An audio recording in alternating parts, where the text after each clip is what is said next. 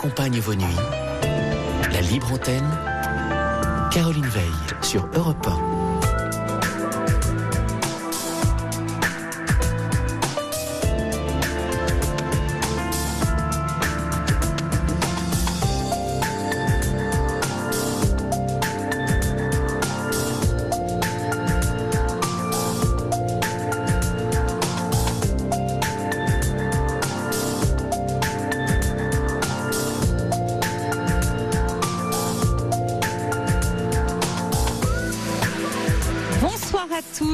Bienvenue sur Europe 1 et bienvenue sur notre libre antenne. On se retrouve comme tous les soirs, le 3921 pour nous rejoindre. Le numéro à composer dès à présent si vous avez des questions et que vous envisagez une réponse. Alors, on s'interroge sur quoi ? Eh bien, tout ce qui vous concerne, vos relations, vos émotions, vos sentiments, sur tout ce qui est vous ou qui fait votre vie. Donc, gros sujet, illimité en fait. Et je le répète, pas de questions ridicules ou dérisoires. La libre antenne, c'est une ligne ouverte qui vous est dédiée. Et donc, vous pouvez vous exprimer sur tout ce qui vous plaît. Avant moi, vous allez passer par Thomas, Lauriane, qui vous accueille toute cette soirée au standard. Merci à eux, toujours plein de courtoisie, de gentillesse, de patience, de conseils aussi. Et puis merci à Fifi, le grand Manitou des manettes qui assure la réalisation de cette émission. Je récapitule. 7 39 21 en commençant par le mot nuit pour vos SMS. Vos SMS, je les adore, je les attends, je m'en inspire. Je sais que je me répète, mais c'est vrai. 39 21 pour nous rejoindre et puis vos mails europe1.fr. Europe 1. Josiane, on va commencer cette émission avec vous. Oui, bonsoir Caroline. Bonsoir Josiane. Oh, c'est une petite voix. Oui. Oui, parce que déjà j'ai une pharyngite et puis je stresse, ça bloque. Voilà. Ah, maintenant ça va très bien se passer. On va bavarder toutes les deux et puis vous allez voir, vous n'allez même pas vous rendre compte, voilà, que vous êtes. Vous vous adressez à moi comme si vous parliez à votre. Oui, je vous écoute depuis très très très longtemps. J'ai une copine à Nice à Cannes qui doit vous écouter, m'a fait connaître votre émission il y a très très longtemps. Ça. Je suis droguée à la libre antenne tous les jours. Voilà. Droguée à la libre antenne, ça c'est une belle expression.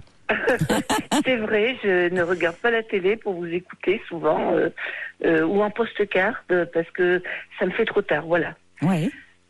Quelquefois, donc j'écoute l'émission de la veille et là, de nombreuses fois, j'avais envie de vous parler parce que ça allait pas très bien.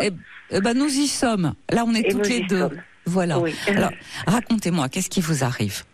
Voilà, j'ai 70 ans, je travaille plus, j'ai une grande famille et je m'ennuie. Je m'ennuie à mourir alors que je fais plein de choses, je sais pas, ça va pas bien. J'ai des moments, je sais pas ce que j'ai, je déprime, j'ai plus de goût, je me force, je sais pas. Comme vous venez de le dire, c'est un petit coup de déprime, ça. Mais ça fait longtemps, parce que si ça s'installe, peut-être qu'il faudrait voir un médecin. Oui, j'en ai parlé. Je suis allée voir quelqu'un qui est très sympathique. Bon, quand j'en ressors, elle m'a un peu dopée, ça va mieux, mais oui. J'ai tellement, fait de choses dans ma vie, j'ai tellement travaillé, bourlingué, que maintenant, j'ai l'impression d'être au bout des fois. Vous dites travailler, bourlinguer. Vous me racontez un peu, parce que ça reste vague tout ça. Si vous me donniez un peu plus de détails. Disons que j'ai divorcé, j'avais 3 enfants. Je vais pas dire que je les ai élevés seuls, mais je dirais oui, pratiquement. Et ça a été assez difficile. Je me suis battue pour changer d'emploi plusieurs fois. À 40 ans, j'ai repris des études. J'ai pas mal réussi, mais je me suis toujours beaucoup battue. Bravo. Beaucoup. Et maintenant, j'ai plus rien. J'ai comme l'impression que je suis inutile. Qu'est-ce que ça veut dire ça ? Vous m'avez parlé d'une grande famille. Et puis dites-moi, ces 3 enfants, peut-être ils ont fait des petits ? Oui, je les ai. Je suis très heureuse quand je les ai souvent. Souvent ? C'est vrai. Oui, je les ai souvent quand même. Très souvent, c'est ma joie. Mais au fond de moi, il n'y a pas la vibration. C'est ça, je vibre plus. Pourtant, je suis très gracieuse, je ne le montre pas. On me dit toujours comment tu fais, tu es toujours en train de sourire. je suis double en fait. Bah ouais, je sais. C'est-à-dire que vous camouflez, mais moi, ce que je sens derrière, c'est un peu plus qu'une déprime, c'est une dépression. Et je pense qu'il faut pas traiter ça à la légère en se disant ça passera, parce que la dépression, c'est exactement ce que vous décrivez, Josiane. C'est-à-dire. Et pourtant, je me bats. Oui, mais plus de goût. Je sais, mais c'est pas une histoire de volonté. C'est pas une histoire de volonté parce que ça vous tombe dessus. C'est justement quand on s'est beaucoup battu et quand on est fatigué. À ce moment-là, il y a des réactions, si vous voulez, disons que les neurones fixent moins bien la dopamine, la sérotonine, qui vous permettent de fonctionner et d'avoir l'appétit de vivre et la joie aussi, et que quelquefois ça fait du bien d'avoir une médication qui permet de fixer, de refixer cette sérotonine et cette dopamine. Oui. Et ce que je voulais dire aussi, c'est que j'ai des amis, des copines, et que voilà, donc c'est un tout. Je trouve que les personnes sont souvent tristes aussi. Donc c'est-à-dire que je ne trouve pas jovial, c'est peut-être de mon état aussi. Pardon, j'ai une pharyngite et j'ai vu le médecin, mais ça ne fait rien. Il m'a dit que j'en aurais pour un petit peu de temps. C'est une réaction. Ouais. Mais en plus de la pharyngite, vous lui avez parlé de votre état, il a dit quelque chose, c'est un médecin ou c'est un psychologue que vous avez vu? J'ai vu un psychologue. Et vous dites que ça vous a un peu dopé. Moi, je pense que vous avez besoin de raconter un peu tout ce qui vous arrive, ce que vous avez fait, et puis le pourquoi du comment. Alors, vous dites que vous avez beaucoup voyagé. Pourquoi vous le faites plus, Josiane? Oui, voilà. Alors, c'est pour ça aussi que je me disais, je voyage plus et j'ai beaucoup voyagé. Et c'est très difficile. J'ai des amis, j'ai beaucoup d'amis. Alors, certaines ne peuvent plus partir parce qu'elles se sentent trop âgées maintenant. D'autres n'ont pas les moyens, d'autres ont un mari. Et quand je rencontre quelqu'un qui dit « Oh oui, je vais partir », eh bien, c'est des personnes qui ont l'envie, mais qui vont pas jusqu'au bout après, parce que moi, je partirais du jour au lendemain, en fait. Parce que vous êtes France, libre. Ou à l'étranger, je suis libre, et puis je suis une boute en train quand même, quoi.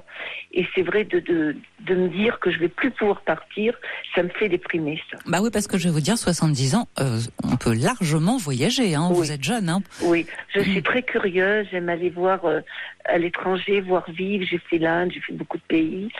Et en fait, mais même en France, j'aimerais partir, rencontrer une personne sympathique. Moi, je suis quelqu'un de très simple. Dites-moi, vous aimeriez rencontrer quelqu'un, mais pour voyager seulement, ou vous aimeriez rencontrer quelqu'un pour un peu plus que voyager?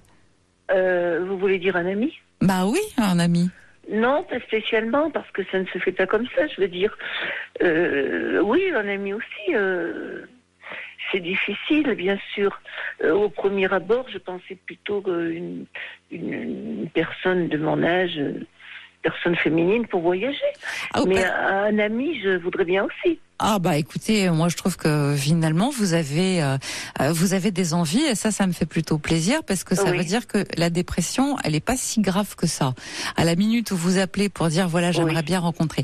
Alors en ce qui concerne des amis pour voyager, sachez que il y a plein de sites sur internet. Mais je l'ai fait. Et alors pardon Caroline, je suis sur le guide du routard, mais là il y a beaucoup de jeunes. Mais je vous parle pas de ça. Pas que, par exemple, moi j'ai entendu parler là d'une petite expédition, rien de fou qui se monte, mais pour aller voir les grands singes en Afrique. C'est sympa ça. Oui. Oui, par exemple. Contre, Caroline, j'ai pas comment vous dire. J'ai voyagé plutôt sac à dos en fait. Et j'aime bien partir avec un vol sec. Ah bon. Je ne savais pas. C'est un peu ça. Vous en avez justement des personnes et qui sont exactement dans votre cas. C'est-à-dire, oui, je pense qu'il y en a beaucoup, oui. Mais énormément, et qui ne savent pas où s'adresser, et qui finalement se regroupent. Il y a même, je crois, des agences spécialisées qui organisent ça. Alors de façon exactement comme on veut, soit un peu roots, c'est-à-dire un peu rude, avec ou sac à dos, ou au contraire des conditions peut-être un peu plus confortables selon les desiderata des personnes. Mais il y a vraiment des agences spécialisées. Si c'est le voyage qui vous tente, alors là, il suffit de se pencher pencher un tout petit peu sur la question, d'approfondir, même avec vos enfants et vos petits-enfants, ils peuvent regarder et vous aider à trouver. Ça, non, mais ça je se suis trouve. Caroline, excusez-moi, je suis très internet, j'ai fouillé partout en fait. C'est plutôt que les tarifs sont élevés quand on part avec ces... J'ai fait tous les sites, je ne vais pas les nommer, pas forcément. Il y en a qui sont élevés et il y en a d'autres qui le sont moins. Quand c'est 2 000 €, ça commence à faire beaucoup, vous comprenez? C'est vrai aussi. C'est vrai, c'est cher, on n'a pas tous des grosses retraites, je veux dire, donc c'est un budget qui est un peu élevé. Je suis d'accord. Et en fait, un billet d'avion, on arrive après sur un taxi, on prend le guide du routard et on peut rester beaucoup plus longtemps. Un prix, oui. Vous avez des croisières aussi, Josiane, qui sont là pour le coup, aussi à des prix qui sont pas chers, qui sont à des prix abordables. Donc, pour le coup, je crois que le voyage, là, on a une solution. Maintenant, pour l'ami, c'est vrai que ça se trouve pas forcément sous le sabot d'un cheval. Mais moi, j'ai envie de vous dire, qu'est-ce que vous faites aussi pour rencontrer, parce que vous avez dit j'ai été seule, je me suis beaucoup investie, etc. Est-ce que vous avez aussi pris le temps de penser à vous, de penser à la vie affective que vous pourriez avoir, ou vous êtes seulement consacrée à votre vie professionnelle et à vos enfants? Mes enfants et la vie professionnelle. En fait, j'ai jamais eu trop le temps. J'ai toujours eu peur de m'engager. Ouais. Et d'imposer une personne à mes enfants que j'ai élevés, qui est à la maison. Après, c'est leurs petites copines qui sont venues. On était vraiment en famille dans une grande maison. Donc, j'ai fait ma vie comme ça. J'ai jamais vraiment cherché. Mais j'ai eu des amis quand même. J'ai fait des rencontres. J'étais obligée. Mais ça fait longtemps que je cherche plus, quoi. Mais il ne s'agit pas de chercher. Parce que vous savez comme moi que quand on cherche, on ne trouve pas forcément. Mais le hasard... C'est vrai. Mais oui. C'est vrai aussi. Que le hasard, justement, fait quelquefois bien les choses. C'est bien, le hasard, oui. Ouais. Mais encore faut-il sortir de chez soi. Oui, donc je ne sors pas vraiment, non. Alors, tenez, regardez, j'ai un auditeur qui envoie un message, c'est sympa. Pour Josiane, Uwans, ça s'écrit H-U-W-A-N-S, Club Aventure. Ah là, je connaissais pas, oui. Bah oui, pas trop cher et super sympa. D'accord. Et tous les âges. Bon, je regarderai ça. Tous les âges. Voilà. Donc, vous voyez, de ce côté-là, je crois qu'il y a une solution. Après, c'est vrai que quand on n'est pas très bien, on se trouve aussi des raisons en se disant c'est trop ci, c'est trop ça, ça va pas être assez ci, ça va pas être assez ça. Et ça pose question. Vous êtes d'accord avec moi, Josiane? Oui, mais l'important c'est de partir, de pas partir seul aussi, de partir à deux, de partir. Voilà, moi je pourrais prendre ma voiture, mais partir en seul, France quelque part, mais partir seul. Oh ben c'est pas drôle, dîner toute seule, etc. Pardon, je parle du nez, je parle très mal. C'est pas grave, mais c'est vrai que partir toute seule, c'est pas très tentant. Vous vous dites avec qui je vais échanger, avec qui je vais bavarder, le soir même à l'apéritif ou discuter pour dîner, c'est pas très sympa. On n'est pas toujours mais je crois que ça peut se trouver. Je crois que ça peut se trouver. Mais par contre, moi, je pense que si vous hésitez, effectivement, voir un psychologue, c'est quand même une solution parce que vous l'avez dit, il m'a reboosté. Et c'est exactement ce dont vous avez besoin. Vous avez besoin qu'on vous aide à ce petit coup de pouce, voilà. Cette vibration supplémentaire qui fait que vous ayez envie de reprendre la route. Ah ouais, je sais pas comment expliquer. Je sais pas, mais... Vous avez été déçue dernièrement, Josiane? Déçue, oui, oui, bien sûr, dans la famille, il y a toujours des hauts et des bas, je vais dire. Hein. Mais rien de grave, hein, au contraire. Mais c'est toujours... une famille très unie. Mon ex-mari est décédé en février de cette année. Et par rapport à mes enfants, j'ai beaucoup, beaucoup de peine. J'ai déjà fait une petite déprime sujet, quoi. Bien sûr. C'est difficile de tout expliquer à l'écran. En ligne, là. Et mais ça serait pas ça, peut-être, comme on dit, la queue du cyclone? Un petit peu de tout à additionner, je dirais. Et vos enfants, comment sont-ils avec vous? Oh, ils sont gentils. J'ai 3 enfants formidables, oui. Alors, cette déception, elle venait d'où? La déception, non, c'est comment expliquer. Quand mon ex-mari est décédé, j'ai eu l'impression d'être à l'écart. j'ai été très malheureuse parce que moi, je l'ai laissé de leur côté comme j'étais plus avec leur papa, en fait. Et j'ai eu l'impression d'être abandonnée pendant alors que les jours où il était hospitalisé et tout ça.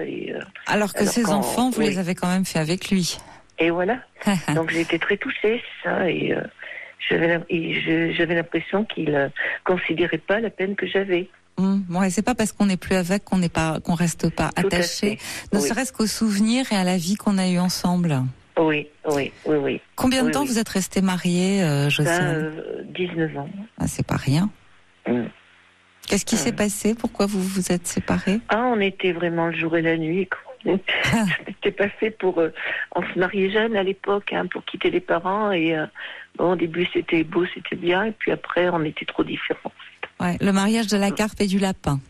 Voilà, tout à fait. Oui, c'est ça. Oui, c'était vraiment...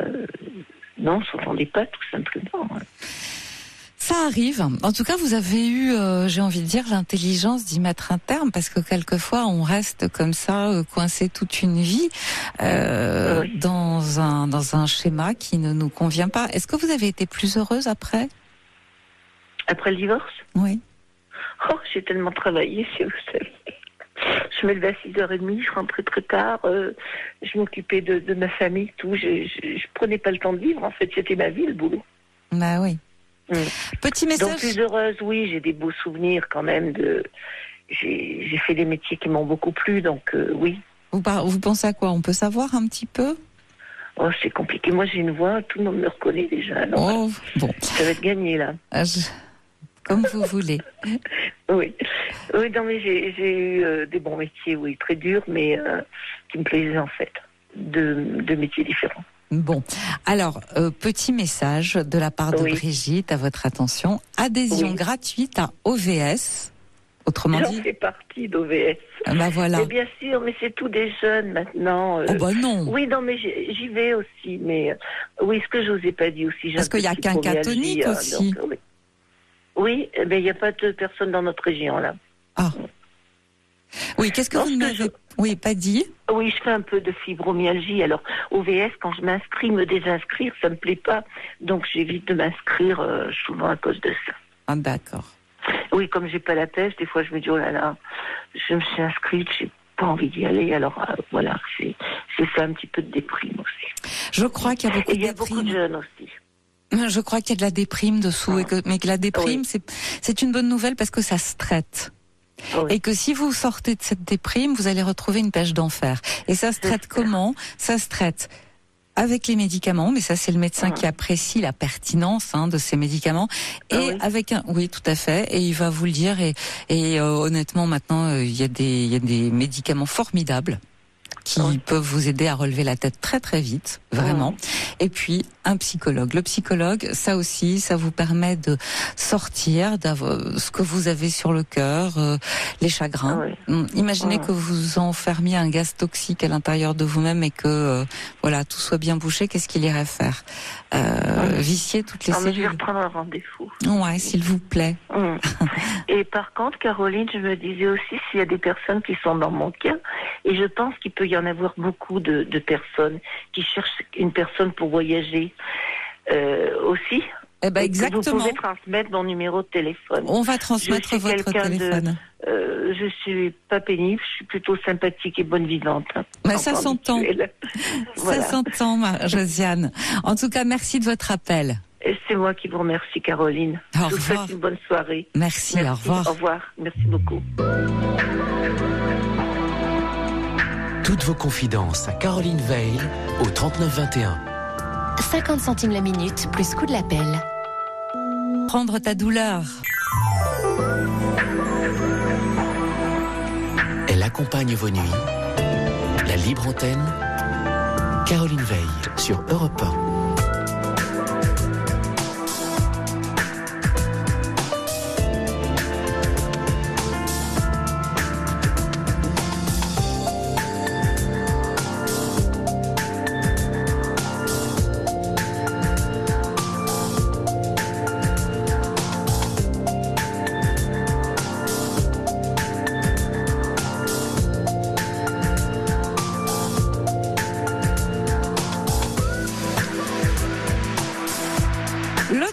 39-21, on continue sur notre lancée. C'est la libre antenne toujours. Je suis à votre écoute. On parle de tout. On échange. On partage des expériences, des idées, des opinions. Vos interventions sont les bienvenues. Donc n'hésitez pas si un sujet vous touche ou vous interpelle particulièrement. Et puis si vous avez un souci, une question qui vous turlupine, n'hésitez pas. On essaye de trouver ensemble une solution, en tout cas un début de solution. Alors je ne sais pas, peut-être est-ce la chaleur, mais c'est vrai que c'est un peu mou ce soir, côté standard. Lauriane et Thomas vous attendent, les mains un peu dans les poches, donc je compte sur vous et sur vos appels. Voilà, 7 39 21, en commençant par le mot nuit pour vos SMS, et puis vos mails sur notre site europe1.fr, et puis bien sûr le 39 21 pour nous rejoindre. Europe 1. Bien, on poursuit avec Thomas. Bonsoir Thomas. Nicolas, pardon, Nicolas, excusez-moi. Nicolas, oui, Nicolas. Pas grave. Léa. Bien. Bonsoir Caroline. Oui, donc je vous appelle parce que j'ai un petit souci en ce moment. Enfin, petit souci. Oui. Je vous explique, j'ai rencontré une femme il y a de ça une semaine et demie, le 14 juillet. Ah, oui, il y a peu de temps. Oui, il y a peu de temps. On était en contact depuis un mois auparavant via SMS, téléphone, enfin voilà. On n'a pas pu se rencontrer avant parce qu'il y avait, on a eu chacun des occupations, ce qui a fait qu'on n'a pas pu se rencontrer plus tôt. Oui. Voilà, alors, moi si vous voulez, je l'ai rencontré sur un site internet alors que je venais de me séparer de mon ex-compagne avec qui je ne vivais pas, mais bon, on avait une relation pendant 5 ans. 5 ans. Voilà. Oui. Et donc, dès le début, elle m'a dit quand même que c'était un peu tôt pour entamer quelque chose de nouveau, quand même. Donc, j'avais bien pris conscience de ça. Malgré tout, ça se passait super bien. Le contact était très chaleureux. Enfin, voilà, il y avait vraiment... quelque chose de très fort. De très fort. Ah ouais, de très fort. Enfin, après, au niveau... Enfin, voilà, virtuellement, je dirais, mais... Mais dans les contacts, enfin, voilà, on était tous les jours au téléphone, quasiment pour 2 heures par jour tous les soirs. Enfin, c'était... Voilà. Ouais, c'est pas rien. Dites-moi, j'ai un écho. Est-ce que vous m'avez mis sur haut-parleur ? Du tout. D'accord. Non, du tout. J'ai pas d'haut-parleur, j'ai pas de... D'accord. Bon, non, c'était juste une sensation. Oui. Voilà. Et donc, suite à cette rencontre du 14 juillet, donc, ce qui s'est passé, je dirais, normalement, il n'y a pas eu de clash, enfin, de choses. On n'est pas tombé dans les bras l'un de l'autre non plus. Enfin, voilà, c'était quelque chose de très raisonné quand même, puisque de toute façon, dans les relations qu'on avait auparavant, elle me disait bien qu'il fallait de toute façon que j'avance moi au niveau psychologique pour digérer cette rupture. Voilà, parce que dans les échanges, on s'est rendu compte que j'avais comme des soucis vis-à-vis de mon passé assez important et qu'il fallait que je résolve ces problèmes avant de pouvoir entamer quelque chose de sérieux. Donc j'étais quand même bien au courant de la situation. Mais on a quand même décidé de se voir et voilà, donc ça s'est fait, on s'est vu. Malgré tout, j'étais pas super à l'aise moi parce que c'était une première rencontre, c'est jamais facile. Oui. Le lundi, suite après ça, le lundi, j'ai eu un coup de téléphone de mon ex qui m'a appelé le soir pendant que cette femme-là que j'ai vue samedi essayait de me joindre aussi. Donc du coup, je lui ai pas répondu tout de suite. Ça a duré comme ça pendant 1 heure. J'ai vu qu'elle appelait. Mais bon, comme j'étais en ligne, j'ai pas par correction, j'ai pas bien sûr voulu raccrocher. Avant d'avoir fini ma conversation. Et suite à ça, quand j'ai essayé de la rappeler derrière, elle m'a un peu envoyé sur les roses, quoi. Des mots assez durs quand même par SMS. Mais pourquoi ? Justement, c'est la question que je me pose. Alors même si effectivement, je lui avais promis que j'aurais plus de relation, de contact avec mon ex petite amie. J'ai quand même fait un devoir de répondre à son appel quand même, du coup. Oui, alors je voudrais savoir, est-ce que vous entretenez des relations amicales avec votre ex ? Non, du tout. Qu'est-ce que vous vous êtes dit au fond pendant 1 heure ? Parce qu'1 heure, c'est pas rien non plus. C'est pas rien. En fait, si vous voulez, parce qu'auparavant, moi, je lui ai quand même dit que j'avais rencontré quelqu'un d'autre, et bon, elle est revenue un petit peu à la charge en me demandant Voilà, pourquoi, ce qui s'était passé, enfin voilà, si je l'avais rencontré, on lui dit que je l'avais rencontré, donc elle a commencé à avoir des suspicions sur le fait que, voilà, qu'il aurait pu se passer quelque chose de plus sérieux, voilà, sans rentrer dans les détails, mais vous comprenez bien, enfin. Tout à fait. Et donc je lui dis, bah non, c'était une première rencontre, voilà, on a discuté, j'ai été chez elle, ah bon, t'as été chez elle, et pourquoi, enfin bon, là, beaucoup de questions un peu... Oui, de questions, c'est-à-dire que, en fait, questions, mais, elle vous demandait des comptes, mais à quel titre elle vous demande des comptes? Oui, je sais pas. C'est la question, mais bon. Enfin, peu importe, je dirais, moi voilà, j'étais honnête avec elle, je lui dis, bah oui, enfin voilà, c'est comme ça, puis c'est pas autrement, enfin voilà, c'est comme ça, c'est pas autrement, quoi. Donc j'ai répondu malgré tout à ces questions, si vous voulez. Hein. Oui. D'accord, mais vous lui avez pas dit pourquoi est-ce que tu me poses toutes ces questions? Finalement, on n'est plus ensemble et je veux bien te le dire, mais j'aimerais pas que ça fasse une histoire, par exemple. Oui, tout à fait. Parce que je sais pas pourquoi, je sens que vous pourriez être fâché avec les deux, moi. Alors, fâché avec la première, oui, mais bon, c'est un fait. Et fâché avec la deuxième, je comprends pas pourquoi, en fait. Et oui, c'est. Écoutez, moi, j'ai envie de vous dire que vous êtes tombé sur quelqu'un d'un peu caractériel, quand même, hein. Je sais pas. Alors, d'exigeante, oui, je sais. Mais intolérante, c'est-à-dire que d'un seul coup, c'est comme s'il y avait un manque de confiance. Est-ce qu'elle vous a parlé de son passé, cette jeune femme? Est-ce que elle n'a pas été terriblement échaudée, déçue? Non, je sais pas. Non, je connais très peu sur sa vie sentimentale avant. De ce que elle m'a dit, bon, effectivement, toutes les histoires, après, c'était super bien passé, bon, qui sont terminées malgré tout. Donc après les raisons exactes, je les connais pas. Hein. J'ai pas été aussi intrusif en lui demandant mais pourquoi t'as pas. Enfin voilà. Moi j'étais déjà très content finalement qu'elle soit toute seule et puis qu'on se rencontrait si vous voulez. Donc je n'ai pas cherché à savoir pourquoi effectivement ces relations auparavant avaient été terminées. Oui, elle n'a pas donné de détails, mais en même temps, elle vous a dit qu'elle en avait eu. Oui. Alors, si elle n'a pas été déçue, si tout s'est très bien passé toujours, j'ai du mal à comprendre cette défiance, parce qu'au fond, il s'agit de ça. On dirait que elle vous interdit, mais si elle vous interdit, c'est parce qu'elle a peur.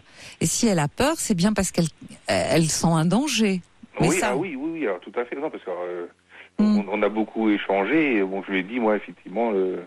En même temps, elle sent un danger, mais est-ce qu'elle a tout à fait tort de sentir le danger? Parce que quand même, vous donnez des détails à votre ex pendant près d'1 heure au téléphone. Oui, j'ai rencontré quelqu'un. Non, j'ai pas fait ci, j'ai pas fait ça. Oui. C'est pas. Alors, je reconnais. Donc, il peut y avoir aussi une forme de petite revanche, hein. Alors, de la part de qui? De votre part. Ah, de ma part à moi? Oui. De revanche envers qui? Votre ex. Ah non. Ah non, enfin, c'est inconsciemment, je dirais même pas. Non, c'était pas une histoire de revanche. Hein. Non, du tout. Non, mais. Non, c'était plutôt une histoire de, enfin voilà, de dire les choses, de mise au point. De mise au point, oui, plutôt, oui. Oui. Dans quel temps vous vous êtes quittés tous les deux? Alors avec qui? Avec mon ex, vous parlez? Avec votre ex? Pas très bien en fait. Je lui ai signifié la rupture par SMS, donc bon. Ah, mais pourquoi? Qu'est-ce qui s'est passé? Vous pouvez me dire pourquoi vous avez rompu? Qu'est-ce qui a fait que... Alors, si vous voulez, on s'est rencontrés il y a 5 ans. Oui. Donc je venais de rompre moi, avec la femme avec la mère de mon fils. Donc j'ai rencontré cette personne tout de suite. Donc ça se passait bien, on va dire. J'avais vécu ensemble, mais on se voyait régulièrement tous les week-ends ou un week-end sur 2. Malgré tout, je l'ai trompé assez rapidement avec des prostituées. Oui. Elle s'en est aperçue. Donc on a fait plusieurs ruptures, voilà, vis-à-vis de ça. Si vous voulez, elle était aussi très méfiante, faisait très peu confiance, ce qui est normal, hein, je dirais.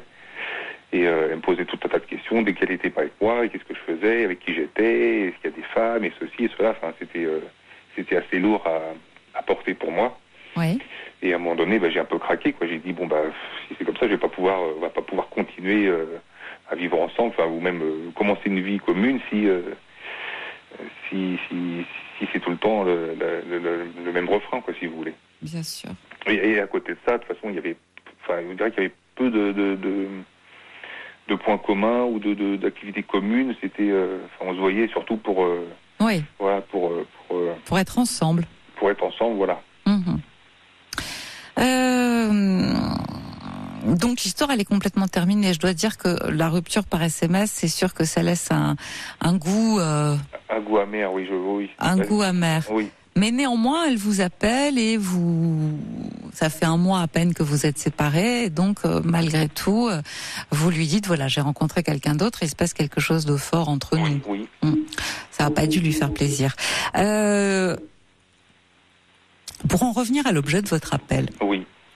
Moi, je crois que l'autre personne, quand même, elle déborde un petit peu. Au bout d'un mois de relation, on peut pas imaginer, enfin une semaine, on peut pas imaginer qu'elle prenne aussi vite la mouche et quelle est cette réaction qui est une réaction de colère, finalement, contre vous, pour quelque chose qui est en fait très anodin.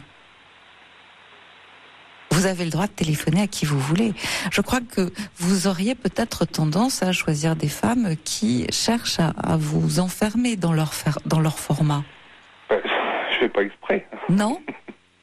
Non, mais ce qui s'est passé avec la première, j'ai l'impression que ça pourrait se reproduire avec la seconde.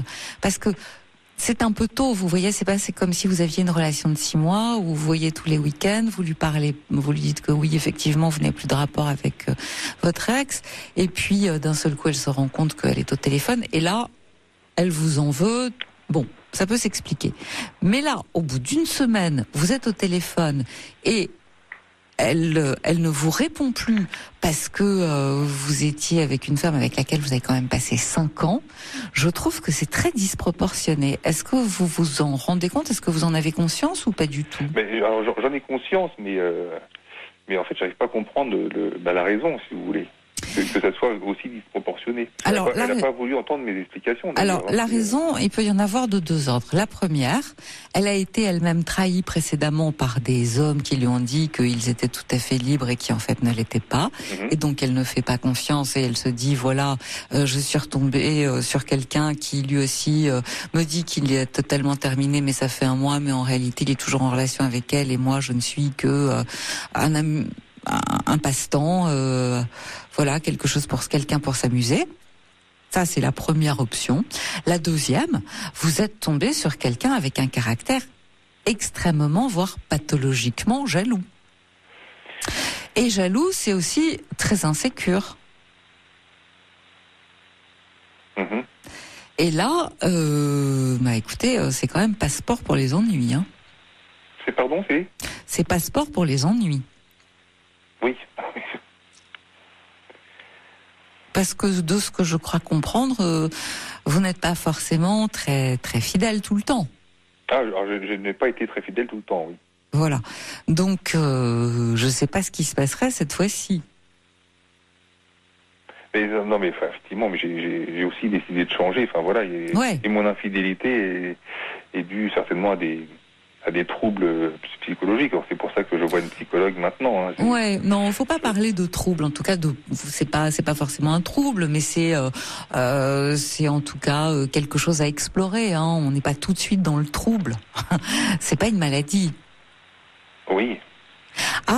J'ai un petit SMS. Oui. J'ai un petit SMS et c'est pas faux. Troisième option, vous lui auriez confié que vous aviez trompé très vite votre ex. Ah oui, tout à fait. Ah oui, oui. Ah. Et oui, mais j'ai décidé d'être totalement sincère avec elle. Et voilà. Ça, c'est un auditeur en fait qui suit l'affaire et c'est pas faux. Peut-être que effectivement, elle s'est dit voilà. Alors, vous avez beau lui jurer tous vos grands dieux, je crois qu'il faut laisser passer un petit peu de temps, au moins 1 semaine. Et puis, vous lui envoyez un SMS en disant « Je suis désolée, c'est vraiment un malentendu. Quand on s'est rencontrés, moi, je suis dans le désir, j'étais dans un vrai désir de changement. C'est d'ailleurs la raison pour laquelle je vois quelqu'un pour pouvoir parler de ce qui m'a préoccupée et qui fait que je veux que tu saches que les attentes que j'avais vis-à-vis de toi sont tout à fait sincères. Oui, mais c'est un sujet qu'on a beaucoup évoqué d'ailleurs pendant tout le mois où on était en relation via téléphone et SMS. Oui, mais vous ne m'empêcherez quand même pas de penser qu'elle est un peu insécure. Oui, je pense, oui. Pour quelle raison, je ne sais pas. Mais comme la réaction, c'est une réaction disproportionnée et violente par rapport à ce qui s'est passé, vous comprenez, c'est pas comme si vous ne l'aviez pas rappelé du tout. Oui. Vous la rappelez, 1, 2, vous lui dites. Donc, en fait, vous êtes complètement transparent. Oui. Et cette transparence, elle joue en votre faveur. Elle joue, ça veut dire, voilà, je te cache pas, je te dis ce qu'il en est. Oui, elle m'a appelé. Oui, d'ailleurs, je lui ai dit que je t'avais rencontré, qu'on sortait ensemble. Et elle a voulu savoir des choses. Et j'ai fait une petite mise au point. Mais oui, mais bon, j'ai beau lui dire ça. Bon, mais elle l'entend pas. Elle l'entend pas parce que c'est trop tôt. Elle est fixée sur son idée. Et là, aujourd'hui, c'est trop tôt pour qu'elle l'entende. Donc, la seule façon de désamorcer l'histoire, c'est tout de même de laisser passer un peu de temps. Une semaine, voire 10 jours, en disant, vraiment, c'est un quiproquo, et je prendrais pas la peine de t'envoyer ce SMS si c'était pas le cas. Oui, enfin, ça fait déjà plus d'une semaine. Hein. C'était lundi, pas lundi cette semaine, lundi d'avant. Hein. Donc ça fera 2 semaines, en gros, lundi. Ouais. Écoutez, entre ne rien faire du tout ou vous ne la reverrez plus jamais et retenter un SMS, finalement, qu'est-ce qu'on risque ? Ah, mais complètement, oui. Mais j'ai retenté des SMS derrière, mais bon, sans réponse, quoi. Alors, je sais pas si elle a effectivement bloqué mon numéro qui ne reçoit plus mes SMS ou si elle les lit mais ne veut pas me répondre. Vous avez son mail ? Non, j'ai pas son mail. Vous savez son adresse ?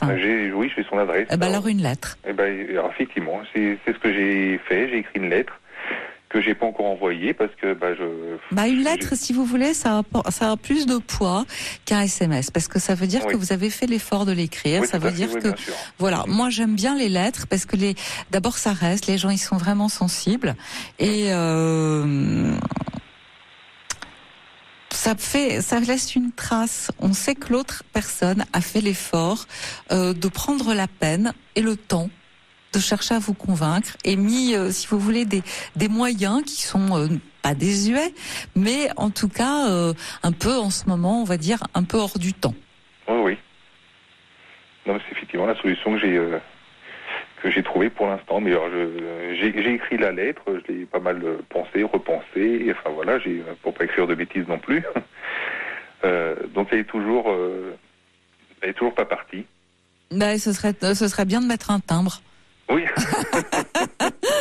Voilà, parce que chez vous, dans votre tiroir, elle va pas avoir beaucoup d'effet. Non, tout à fait. Non, mais effectivement, c'est pour ça, c'était un petit peu l'objet de mon appel. Ouais. C'est qu'est-ce que vous conseillez, effectivement, pour attraper le coup, quoi. Une lettre, parce que si elle prend pas vos messages, si elle prend pas vos appels, moi j'irai jusqu'à la lettre, parce que la lettre, voyez-vous, c'est un moyen d'antan et c'est plein de charme. C'est plein de charme. Ça veut dire, voilà, pourtant je suis prêt à faire cet effort-là.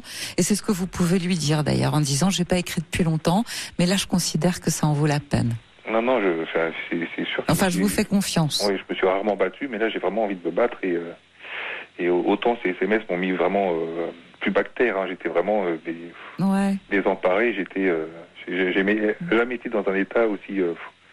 Employez le terme en disant c'est dommage et surtout cette fois-ci je trouve ça injuste. Alors je dois payer peut-être pour les fois précédentes, mais cette fois-ci c'est vraiment injuste ou injustifié. Oui, parce qu'autant j'ai pu être pas très honnête moi avec des femmes précédentes, autant là j'ai vraiment joué la transparence mais de A à Z. Hein. Et donc c'est ce qui me fait le plus mal si vous voulez. Ouais. Si encore j'avais caché des choses, je dis pas, mais je n'ai absolument rien caché depuis le début et voilà Alors peut-être que je paye pour le mal que j'ai fait aux autres, hein, je sais pas, mais c'est... Non, c'est pas... Je vais vous dire, il n'y a pas de justice immanente, mais bon. Et puis la roue tourne, et puis vous faites ce qu'il faut pour ça. Vous avez une petite idée du pourquoi vous vous sentiez obligé, à chaque fin obligé... Oui, c'est d'une certaine manière d'aller voir des prostituées. Et non, j'ai pas encore mis le doigt dessus. Alors il y avait quelques pistes, hein, d'ailleurs elle m'a beaucoup éclairé là-dessus. Hein. Quelques pistes. Alors effectivement, mes parents ont divorcé jeunes, donc sentiment d'abandon, enfin choses comme ça. Et c'est ce qui expliquerait peut-être votre difficulté à vous engager vraiment. Ça vous donne l'impression de pouvoir rester en retrait. Oui, tout à fait, oui. C'est pas un trouble, ça, c'est une raison. Oui, vous voyez, c'est différent. Mais j'ai toujours du mal à m'affirmer, si vous voulez. Je suis toujours... j'ai des fois des réactions d'un petit garçon, si vous voulez. Hein, quand je me sens pas bien, voilà, j'ai tendance à me replier sur moi-même, pas me cacher sous le bureau, enfin c'est une image, mais c'est un petit peu ça, quoi. Et plutôt que de relever la tête et de faire face, quoi. Mais oui, mais quelquefois on met du temps à grandir. Oui. Il n'est pas trop tard. Non, il n'est pas trop tard pour bien faire, oui, tout à fait. Bon, Nicolas, je vous souhaite bonne chance. Ce qui me ferait plaisir, moi, c'est qu'après avoir envoyé la lettre, on ait des news. Ah il n'y a pas de souci. Hein? Bon, pas de souci. Je compte sur vous. Je vous remercie beaucoup, Caroline. Merci à vous. Au revoir. Sur Europe 1, Caroline Veil vous écoute et vous accompagne. On continue avec Martial. Bonsoir, Martial. Bonsoir Caroline, c'est pour moi un honneur de vous parler. Oh dites-moi. Oui. Mais c'est moi qui suis contente aussi de vous avoir. Alors racontez-moi. Je suis très heureux. Ouais. En fait, au mois de janvier, j'ai subi une agression. Une agression? Oui, une agression, donc agression plus viol plus antisémitisme. Waouh, ça fait beaucoup ça. J'ai failli mourir le 1er janvier. Et malheureusement pour mon agresseur, je suis pas mort. Donc je suis très content de regarder une feuille tomber ou des choses de la vie qui font que avant je regardais pas, quoi. Je suis très heureux de vivre, très heureux de. Je suis à la clinique là, je suis dans une clinique pour ce que j'ai vécu parce que c'est très très dur psychologiquement. Ouais. Mais j'avais surtout besoin de parler de ça par rapport à tous les gens qui peuvent se faire taper dessus, violer, séquestrer par leurs compagnons. Il existe toujours la solution de partir et moi ça je voulais pas le faire. Et le jour où je l'ai fait, j'ai compris qu'il y aurait longtemps que j'aurais dû le faire. Et c'est ce que je veux dire aux auditeurs, si quelqu'un vous tape dessus ou qu'il ne vous aime pas comme il devrait vous aimer, cliquez-le, quoi. Alors attendez, parce que j'ai l'impression que on mélange un peu tout. Donc en fait c'est pas un accident que vous avez eu le 1er janvier, parce que la manière dont vous l'annonciez, je me suis fait agresser, oui. Vous vous êtes fait agresser, mais par quelqu'un que vous connaissiez. Bien sûr, oui, quelqu'un que je connaissais, qui avait donné les clés de chez moi, qui est à la rue. Ouais. Avec qui vous étiez? Alors, j'étais pas avec lui, mais un soir, il a ramené du drogue chez moi, et du coup, il m'en a mis, et du coup, j'ai eu une relation avec lui. Mais il avait 21 ans, moi, j'en avais 38. Ouais. Donc, je lui ai dit que c'était pas possible, et ayant couché une fois avec moi, il s'est dit, on va se mettre ensemble, et on va rester ensemble. Ouais. Moi, quand il a vu que je disais non, il s'est mis à me séquestrer pendant 10 heures, avec des tortures. Des tortures? Ah ouais, des tortures, brûlure cigarette, coup de ceinture, coup de pied dans la figure, j'ai perdu toutes mes dents. Oh là. Ouais, ça a été une grosse agression, ça a duré 10 heures d'affilée. Et comment vous avez fait pour vous en sortir? Au moment où il m'étranglait, en fait, il y a mon beau-père qui a sonné. Oh, donc, ouais, il m'a sauvé la vie. Donc, Il a sonné, mais votre père avait les clés? Non, en fait, il a senti que quelque chose n'allait pas, parce que tout était allumé chez moi. Il passait devant chez moi. Et comme il a senti qu'il y avait quelque chose, il a sonné. Oui. De là, mon agresseur a arrêté de m'étrangler et est parti en courant. Il est parti en courant. Mais il est parti par où en courant? Parce qu'il est parti par la porte, il a croisé votre père? En fait, par la porte de l'allée, en fait, il y a eu 2 ouvertures. Il y en a une derrière le bâtiment et une devant. D'accord. Donc moi, j'ai ouvert à mon beau-père et là, il m'a trouvé par terre avec une côte cassée, le nez cassé, les dents cassées. Enfin bref, ça a été déjà une humiliation, déjà d'une. Et puis de deux, ça a été très très dur pour moi, quoi. Donc clinique? Ouais, donc clinique, là, ouais. Donc je suis en clinique pour essayer de me remettre de tout ça. Et je pense qu'on n'arrivera jamais à trop s'en remettre. Une agression de 10 heures, c'est énorme. Ouais, c'est un vrai traumatisme.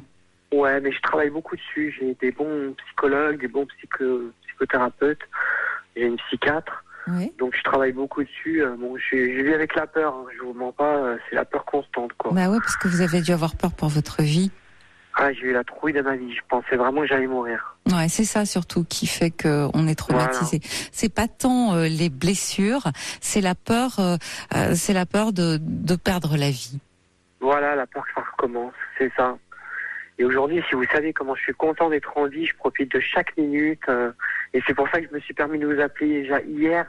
Et je vous ai pas eu, donc aujourd'hui. Non, voilà. Parce que je vous écoutais pendant les périodes de Noël avant qu'il m'arrive mon fameux accident, là. Ouais. Et je comptais vous appeler et j'ai pas pu parce qu'il m'est arrivé tout ça. Et donc, du coup, je vous appelle aujourd'hui pour vous dire que. Eh ben, c'est top. Que voilà, que tout va bien. Enfin, que tout va bien. Ouais, il vous est arrivé ça. Voilà, il m'est arrivé ça, mais aujourd'hui, j'essaie de me relever de tout ça. Là, aujourd'hui, j'ai trouvé quelqu'un donc dans ma clinique avec qui j'ai une relation une relation amoureuse. Mais bon, on y va doucement parce que comme j'ai eu un viol, tout ça, je voudrais pas... Bien sûr, surtout allez-y doucement parce qu'en plus, doucement. le fait d'être dans une institution, dans une clinique, ça crée un climat particulier qui fait Exactement. que on peut tomber amoureux de personnes qu'on ne regarderait pas autrement. Exactement. C'est tout à fait ce qui m'est arrivé. Ouais, donc c'est peut-être... prenez aussi la mesure de ça. Alors... Ouais. René pose la question suivante, parce que ça aussi, ça peut vous aider. Est-ce que vous avez déposé plainte? Est-ce que j'ai dit quoi? Est-ce que vous avez déposé plainte?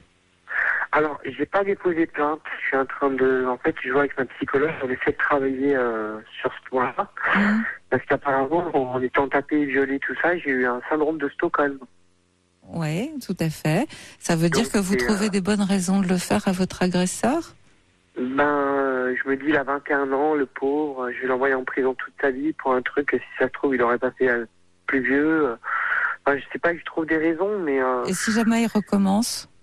Est-ce que vous vous sentirez pas terriblement coupable de pas avoir fait en sorte que quelqu'un d'autre ne tombe sous ses coups? Bien sûr, je me sentirais coupable, évidemment. C'est bien pour ça que je travaille le truc avec ma psychologue. J'espère qu'on arrive à porter plainte. Oui. Je vais vous dire pourquoi aussi, Martial. Parce que le fait de porter plainte, c'est très important pour vous aider à vous en sortir. Je vais vous dire pourquoi. Parce que c'est une façon de faire en sorte que ce que vous avez subi, le préjudice, le traumatisme, l'horreur de ce que vous avez subi, soit reconnu. Et ça, c'est important pour vous, pour pouvoir relever la tête par la suite. Tout à fait. Je suis bien d'accord avec vous, Caroline. Je pense que je vais prendre un petit temps de réflexion et peut-être, aller porter plainte. Je pense, parce que même ma psychologue me dit, il serait peut-être temps de porter plainte. Ça s'est passé en janvier, on est au mois de juillet. Ouais, ça serait important de le faire pour vous. C'est-à-dire que, et ça vous permettrait aussi de sortir de ce statut de victime. Seulement. C'est-à-dire être reconnu victime, mais en passant à l'acte, c'est-à-dire en déposant plainte, vous cessez d'appartenir à celui qui a subi, à la classe de celui qui a subi. Alors, je tiens quand même à vous lire des SMS que je reçois, notamment un de la part de Valérie, qui dit « Merci pour le partage avec nous de votre expérience extrêmement violente et inadmissible. Je suis touchée par votre altruisme et merci pour votre intention de protéger les autres. » Et puis un autre qui dit courage à ce monsieur et quel traumatisme. C'est vrai qu'une agression qui dure 10 heures en étant violé, humilié, battu, brûlé, c'est terrible. Il y a eu de l'antisémitisme en plus, il y a eu tout le reste. C'était vraiment... Mais du coup, je suis vraiment contente de vous appeler parce que du coup, comme il y a une porte audimat, je voulais simplement dire aux hommes battus, aux femmes battues que voilà, si dans leur les gens qui ont subi non, c'est pas là, c'est pas un couple. Vous n'étiez pas en couple avec lui, hein. Là, c'est une vraie agression. Voilà. Mais ce que je veux dire, c'est qu'on se trouve des fois des raisons de pas partir. Moi, c'est ce que j'ai fait le premier jour où il m'a mis une claque. J'ai trouvé des raisons de pas partir. On se trouve des raisons de ne pas partir. Mais c'est faux parce qu'à partir du moment où on reçoit un coup, il y en aura 10 qui vont arriver, quoi. Bien sûr. Et c'est ce que je veux dire aux auditeurs. Si vous sentez que vous allez mal dans votre vie parce que quelqu'un vous menace ou quelqu'un vous tape, partez de là où vous êtes, même si vous devez tout recommencer. Il vaut mieux la vie que la mort. Vous avez Vous avez tout à fait raison. Vous avez tout à fait raison et j'espère que nos auditeurs qui sont dans votre situation vous entendent aussi. J'espère aussi, J'espère vraiment du fond du cœur parce que j'aimerais pas que ça arrive à quelqu'un d'autre. Vraiment, ça arrive tous les jours, Martial. Ça arrive tous les jours. Mais c'est vrai que je fais des cauchemars depuis le mois de janvier. J'ai l'impression d'y retourner, d'être là-bas, quoi. C'est une horreur. Écoutez, restez le temps qu'il faut pour vous soigner. Et après, derrière, je peux pas vous dire que ça va s'effacer. C'est pas vrai, ça s'efface jamais. Mais vous apprendrez à vivre avec. D'accord. Et puis, vous en tirerez quelque chose. D'accord ? D'accord. Merci, Martial. Je suis bien content d'avoir parlé avec vous et je remercie tous les auditeurs. Et merci à vous de m'avoir répondu et je continue de vous suivre parce que vraiment, je trouve que vous faites un peu de travail fantastique. Merci beaucoup, Martial. Merci d'être fidèle à la Libre Antenne. Au revoir. Merci, au revoir. Parlez à Caroline Veil. Appelez le 39 21, 50 centimes la minute, plus coût de l'appel. Chanson de Billy Paul, Your Song. La libre antenne sur Europe 1, Caroline Veil. Ah, ça fait du bien. Marie-Christine avec nous maintenant. Bonsoir Marie-Christine. Oui, bonsoir Caroline. Oh, c'est une toute petite voix ça. Oui, je suis malheureuse. Bah, j'imagine. Qu'est-ce qui vous arrive? J'imagine à vous entendre. C'est pas la première fois que je vous appelle. Oui. Je suis malheureuse parce que mon mari, dont je m'occupe depuis plus de 10 ans, on a eu une très longue vie. On a été séparés, on s'est retrouvés. Ah bon? Et là maintenant, ça fait 10 ans qu'il a la maladie d'Alzheimer. Ah. Je m'occupais de lui tous les jours. C'est très difficile, je crois, cette maladie, tous les jours. Comment? C'est très difficile à vivre au quotidien, cette maladie. C'est très difficile. Et puis là, maintenant, il a eu, il y a une quinzaine d'années, une maladie qui s'appelle la maladie de Wegener. Oui. Je ne connais pas cette maladie. Qu'est-ce que c'est? Alors, cette maladie-là s'attaque au vaisseau. Et oui. Là, dernièrement, il a été hospitalisé et il a perdu son œil droit. Ah, quel âge a-t-il? Comment? Quel âge a votre mari? En ce moment, il a 80. Enfin, en ce moment. Il a 92 ans et moi j'en ai 72. 80. Vous avez 20 ans d'écart. Oui. Alors, on s'est connus en 1963. Oui. Alors, racontez-moi comment vous étiez rencontrés. Comment vous êtes-vous rencontrés? Ah là là. J'étais jeune fille au père dans une famille. Oui. Et puis, il a trouvé que j'étais bien. Mais oui, mais il était dans cette famille, il était un ami de cette famille. Oui, c'était. Il avait 20 ans de plus que moi. Oui. Et puis. Oui, mais il était un ami de la famille. Il était le père. C'était le fils. C'était les fils de. De la famille dans laquelle vous étiez? Oui. D'accord. Ça, oui. Et il avait 20 ans de plus que vous aviez quel âge, vous? J'avais 18 ans. 18 ans. Donc il en avait 38. Oui. Et vous étiez jeune fille au père, c'est-à-dire parce qu'il n'y avait pas... c'est-à-dire que je gardais...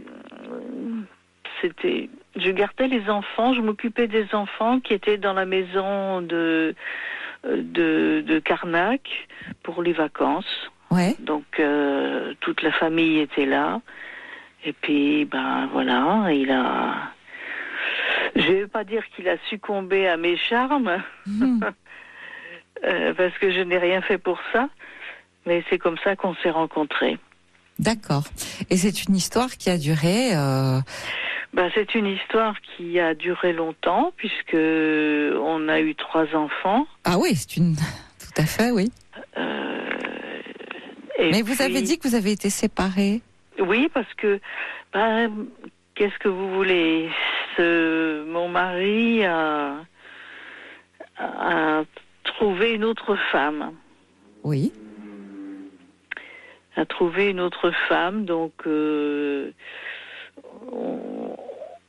on s'est séparés comme ça pendant un certain nombre d'années. Combien d'années? Et puis il est revenu il y a une dizaine d'années, toquer à ma porte. Et puis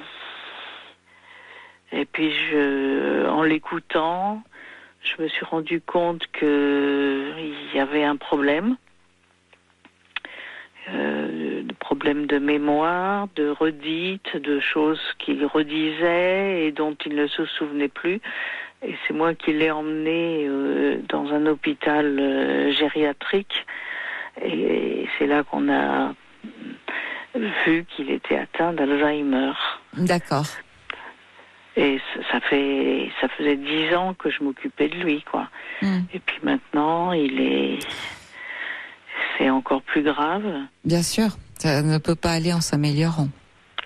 Parce que cette maladie de Wegener, c'est une maladie très rare et qui s'attaque aux vaisseaux sanguins. Oui, c'est ce que vous disiez. Marie-Christine, vous avez eu une belle vie ensemble, mais moi je m'explique pas ce qui fait que... Et moi je suis très triste là. Je suis très triste parce que il est dans une maison de retraite et c'est effrayant. C'est effrayant. C'est-à-dire ? Parce que je vais le voir, il me reconnaît. Il me reconnaît, mais quand on voit les gens qui sont dans ces maisons, c'est... Ah, c'est difficile quelquefois parce que... On a envie de partir tout de suite. Bien sûr. On a envie de partir parce que... Et puis, je vais vous dire, vous êtes jeune. Vous avez 72 ans, vous êtes jeune. Je sais pas. Mais si, vous êtes jeune, simplement le fait de s'occuper aussi d'un malade, comme vous dites, jour après jour, ça fait que on perd la notion du temps. Mais vous allez réaliser que vous êtes jeune et que vous avez encore des années dont il faut vous profiter. Non, je n'ai plus envie de rien faire, faire c'est quoi normal. Que ce soit. Aujourd'hui, c'est normal. Mais l'envie va vous revenir. Non. Oh, non, moi, j'ai envie de me mettre sous un train. Vous êtes accompagné dans cette épreuve, c'est René qui pose la question. J'ai mes 3 enfants, oui, qui me téléphonent. Ils sont pas près de chez moi. Est-ce que vous vous faites aider sur le plan psychologique? Est-ce que vous faites soutenir? Si j'ai un psychiatre que je vois tous les 2 mois. Ouais, parce que donc quand il est revenu vous voir, votre mari, il y a une dizaine d'années, vous vous êtes rendu compte effectivement qu'il y avait des problèmes de mémoire ou en tout cas des choses qui faisaient que. Mais vous revenez avec lui pour être son infirmière? Presque. Ouais, c'est un choix. C'est-à-dire qu'il était content de me voir, il était... Oui, donc vous avez pardonné. Il avait oublié plein de choses, mais il était content d'être avec moi. Oui, mais vous, est-ce que vous étiez contente d'être avec lui? Oui, bien sûr, parce que ça me rappelait beaucoup de souvenirs. Et puis c'était dans ma façon d'être,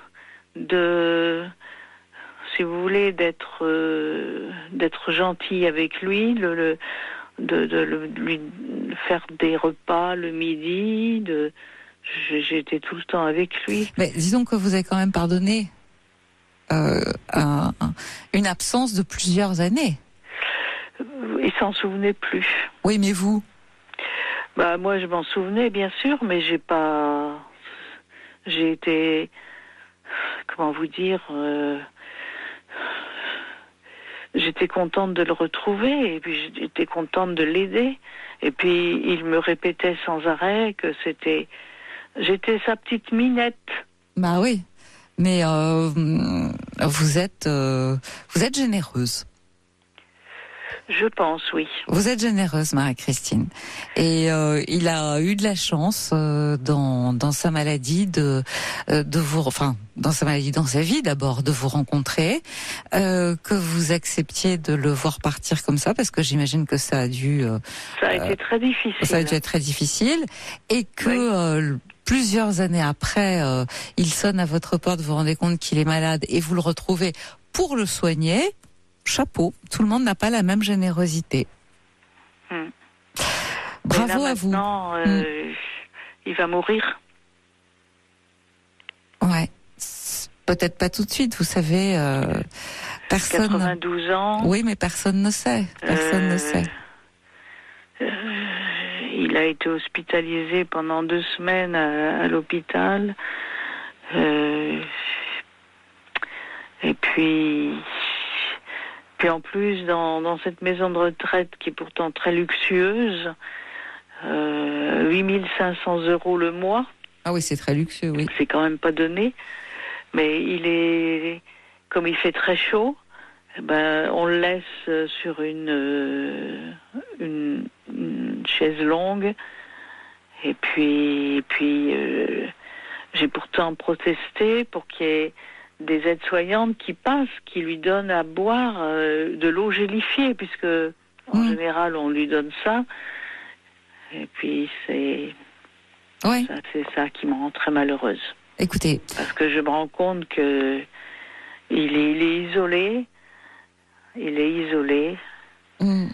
Et Marie-Christine, je sais que ce sont des moments qui sont très très difficiles et très pénibles, et que ce n'est que quand on les vit qu'on peut appréhender la souffrance et la douleur, parce que malgré tout, c'était l'homme de votre vie, ça s'entend. Oui. Mais l'accompagner comme vous le faites, c'est aussi une façon de faire votre deuil. Ah là là. Et c'est normal que c'est pour ça que vous êtes dans cet état-là aujourd'hui, que vous n'avez plus envie de rien. Et c'est une période nécessaire. J'ai plus envie de rien, je ne mange plus.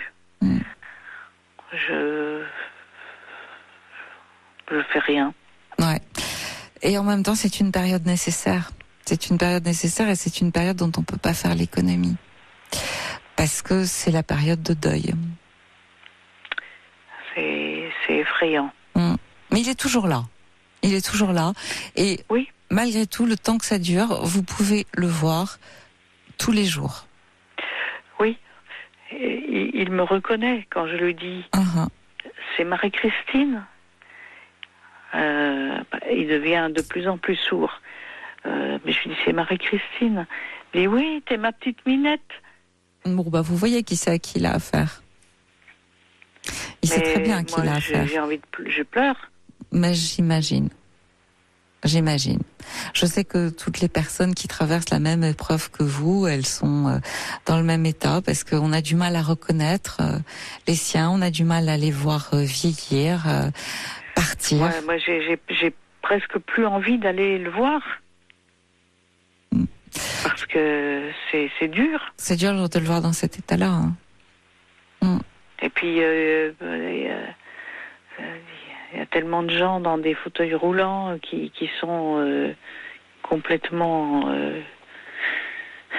qui sont plus vivants.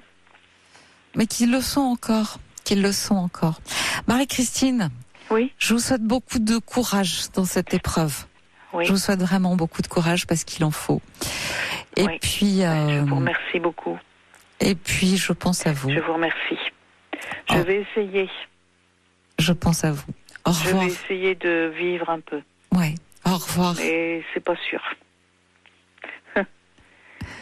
Vous ne je mourrai sans doute avant lui, peut-être crise cardiaque ou parce que je tremble, j'arrive pas. Quand je marche, j'ai mes jambes qui s'écroulent. Parce que vous avez j'ose plus conduire ma voiture. Ouais, mais ça, ce sont des moments que vous traversez parce que vous manquez de force. Vous êtes confronté. Ouais, vous êtes confronté à l'inéluctable. Vous savez que ça va arriver. C'est très difficile à affronter. On redoute ce moment, mais d'une certaine manière, je crois que le pire est maintenant, parce que vous êtes dans une forme d'attente qui est insoutenable. Si je puis dire, c'est qu'il y a pas d'issue. Quand on sait qu'il n'y a pas d'issue. Je sais bien qu'il n'y a pas d'issue, oui. Et quand on est dans dans cette perspective où on ne peut pas, c'est à ce moment-là qu'effectivement on éprouve les plus grands chagrins et qu'on manque le plus de force. Mais après vous en aurez, d'abord parce qu'il y a toute une période où on est absorbé par tout ce qu'il y a à faire, par remettre de l'ordre dans les affaires, et puis par trier, et puis parce que vous allez être entouré par vos enfants. Je n'ai plus envie de rien faire en ce moment. J'ai beaucoup de choses, j'aurais beaucoup de choses à ranger, mais j'ai pas envie. Comme on dit, je suis en procrastination. Procrastination. La procrastination, c'est pas tout à fait ça. Je recule tout le temps. Ouais. Pour faire les choses. C'est-à-dire que c'est pas vraiment de la procrastination là. Pour le coup, vous n'avez aucune force. On parle pas. C'est pas exactement la même chose. René vous dit par SMS qu'il faudrait voir un thérapeute toutes les semaines. J'ai un psychiatre que je vois. Mais c'est une fois par mois le psychiatre. Mais un thérapeute, un thérapeute toutes les semaines pour vous donner la force d'avancer. Ah aussi, ça vous aidera à partager, à vous sentir moins seul dans cette épreuve, parce que on est très seul malgré tout quand on perd les siens, quand on perd ceux. Oui, on est. Ouais. Je suis très seule et très seule. C'est pas facile. Je comprends ça, Marie-Christine. Je vous embrasse et merci à une prochaine fois. Au revoir. Merci beaucoup, Caroline. Oui, au revoir. Au revoir.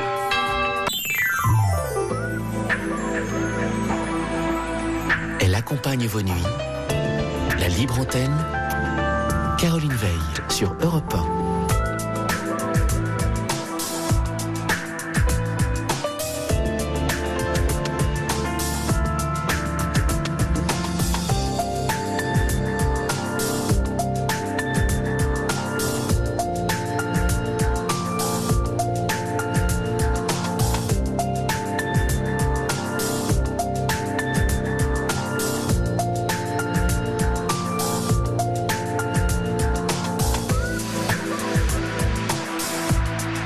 Notre dernière heure de libre antenne, le 39-21, on maintient le rythme. La nuit est là, nous enveloppe. Raison de plus pour se confier, se lâcher, abandonner ses freins, s'octroyer le droit à la parole, aux confidences. Je suis à votre écoute, on parle de tout ce qui vous touche, des questions qui vous perturbent, comme des sujets qui vous amusent ou qui vous réjouissent. N'hésitez pas à nous appeler le 39-21 pour me rejoindre et passer ce soir avec moi à l'antenne, il est encore temps. Sinon, 739-21 en commençant par le mot nuit pour vos SMS et vos mails sur notre site europe1.fr. Europe 1. Bien, nous allons poursuivre avec Thomas. Bonsoir Thomas. Bonsoir. Je suis contente de vous entendre. Ah oui. Moi aussi, je vais vous dire, ça fait quelques mois que j'écoute votre émission en rentrant du boulot. Et ça fait quelques mois déjà que je pense à appeler, mais j'ai jamais véritablement osé. Parlez bien dans le combiné, s'il vous plaît. Je disais, ça fait quelques mois que je vous écoute et que je pense à appeler et que j'ai jamais véritablement osé. Vous faites bien de le faire ce soir, c'est pour ça que je vous dis, je suis contente que vous soyez enfin décidé à passer à l'acte, parce qu'il est bien question de passage à l'acte, je crois, dans votre histoire, et j'aimerais que ce soit vous qui nous la racontiez avec vos mots, c'est important. D'accord. Eh bien, j'ai 24 ans. Il y a 2 ans, je suis tombé amoureux d'un garçon. Oui. Les choses se sont fait comme ça. Moi qui avais déjà eu beaucoup de relations avec des filles, je suis tombé amoureux de ce garçon et je me suis rendu compte que ma vie... Excusez-moi. Non. Que voilà, j'étais plus attiré par les garçons que ce que je pouvais l'être par les filles, on va dire. Oui. Et ça fait 2 ans que je vis tout ça caché. Tout seul?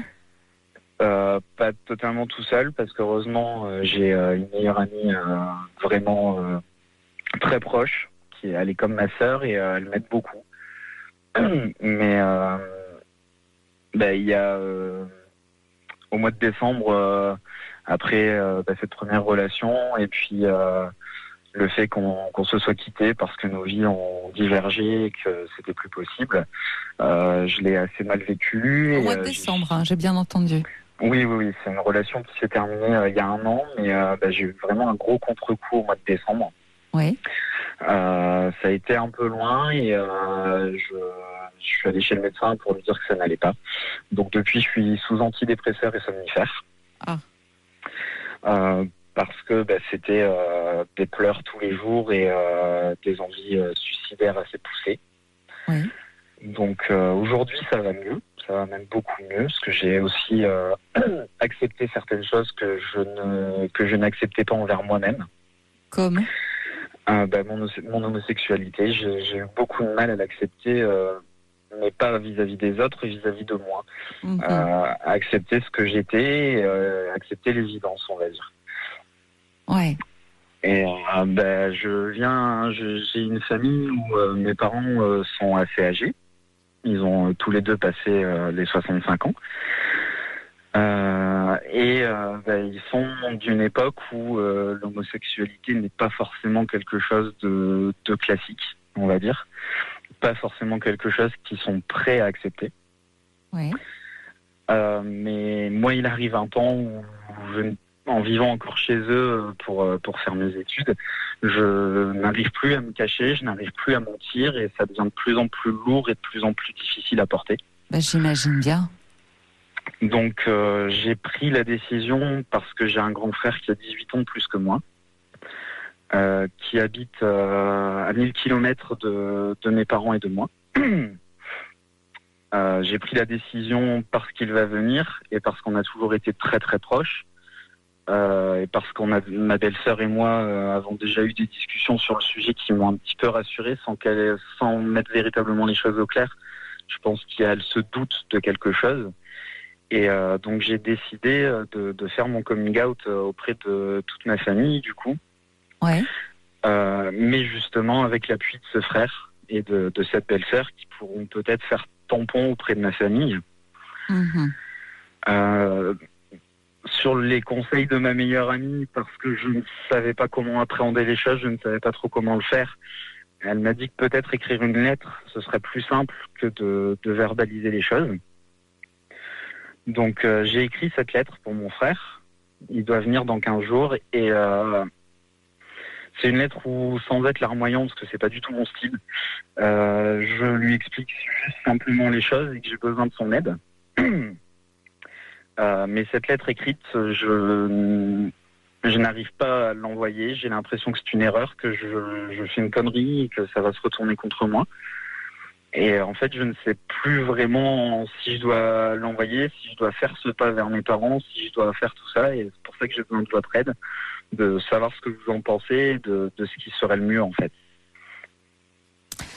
Écoutez, ce que vous avez dit tout à l'heure est essentiel. C'est-à-dire que vous vous sentez tellement mal à vivre caché en taisant votre identité que vous en êtes arrivé à tomber malade, à avoir des envies suicidaires, à ne plus supporter la vie que vous menez. Et vous êtes à un point où si vous ne le faites pas, d'une manière ou d'une autre, vous allez rester malade. C'est ce que me dit mon entourage. Enfin, le peu de personnes qui sont au courant, mes amis très proches, me disent tous que la situation a assez duré et qu'il faut que je me libère parce que je vais finir par péter un câble et être encore plus mal que ce que je suis, quoi. Bien sûr. Surtout que vous êtes mieux là maintenant. C'est-à-dire que vous êtes en thérapie, Thomas ? Non, parce que alors ça aussi j'ai un caractère un petit peu particulier, on va dire, et je suis pas du genre à parler de moi, je suis pas du genre à expliquer tout ça, et pour moi les psychologues, tout ça, c'est pas quelque chose qui m'attire, c'est plutôt quelque chose qui me rebute. Je me ferme assez facilement, et j'ai pas eu envie de ça. Mon médecin me l'a largement proposé, etc. Et c'est pas quelque chose qui m'attire et j'ai pas vraiment envie d'y aller en fait. Je comprends que vous n'ayez pas envie d'y aller. Moi, la question que je me pose, c'est vous n'avez pas envie ou vous avez peur d'y aller ? Compliqué. La question est compliquée, oui. Ouais, compliqué. Je pense que c'est plutôt une crainte de faire ressortir beaucoup de choses et de devoir mettre des mots sur des choses qui aujourd'hui me font peur. Oui. Ouais. Écoutez, moi, pourquoi j'aurais envie, malgré tout, de vous le conseiller, quoi qu'il arrive. Tout simplement parce que avec un thérapeute, parce que nous, on va se parler. Au passage, d'ailleurs, vous parlez avec une psychologue. Oui, je sais bien, mais là tout de suite. Oui, mais étrangement, c'est radiophonique, on va dire. Voilà, c'est pas pareil. C'est pas la même chose. Simplifier un peu les choses. Ouais. Et puis on n'est pas en thérapie en fait là.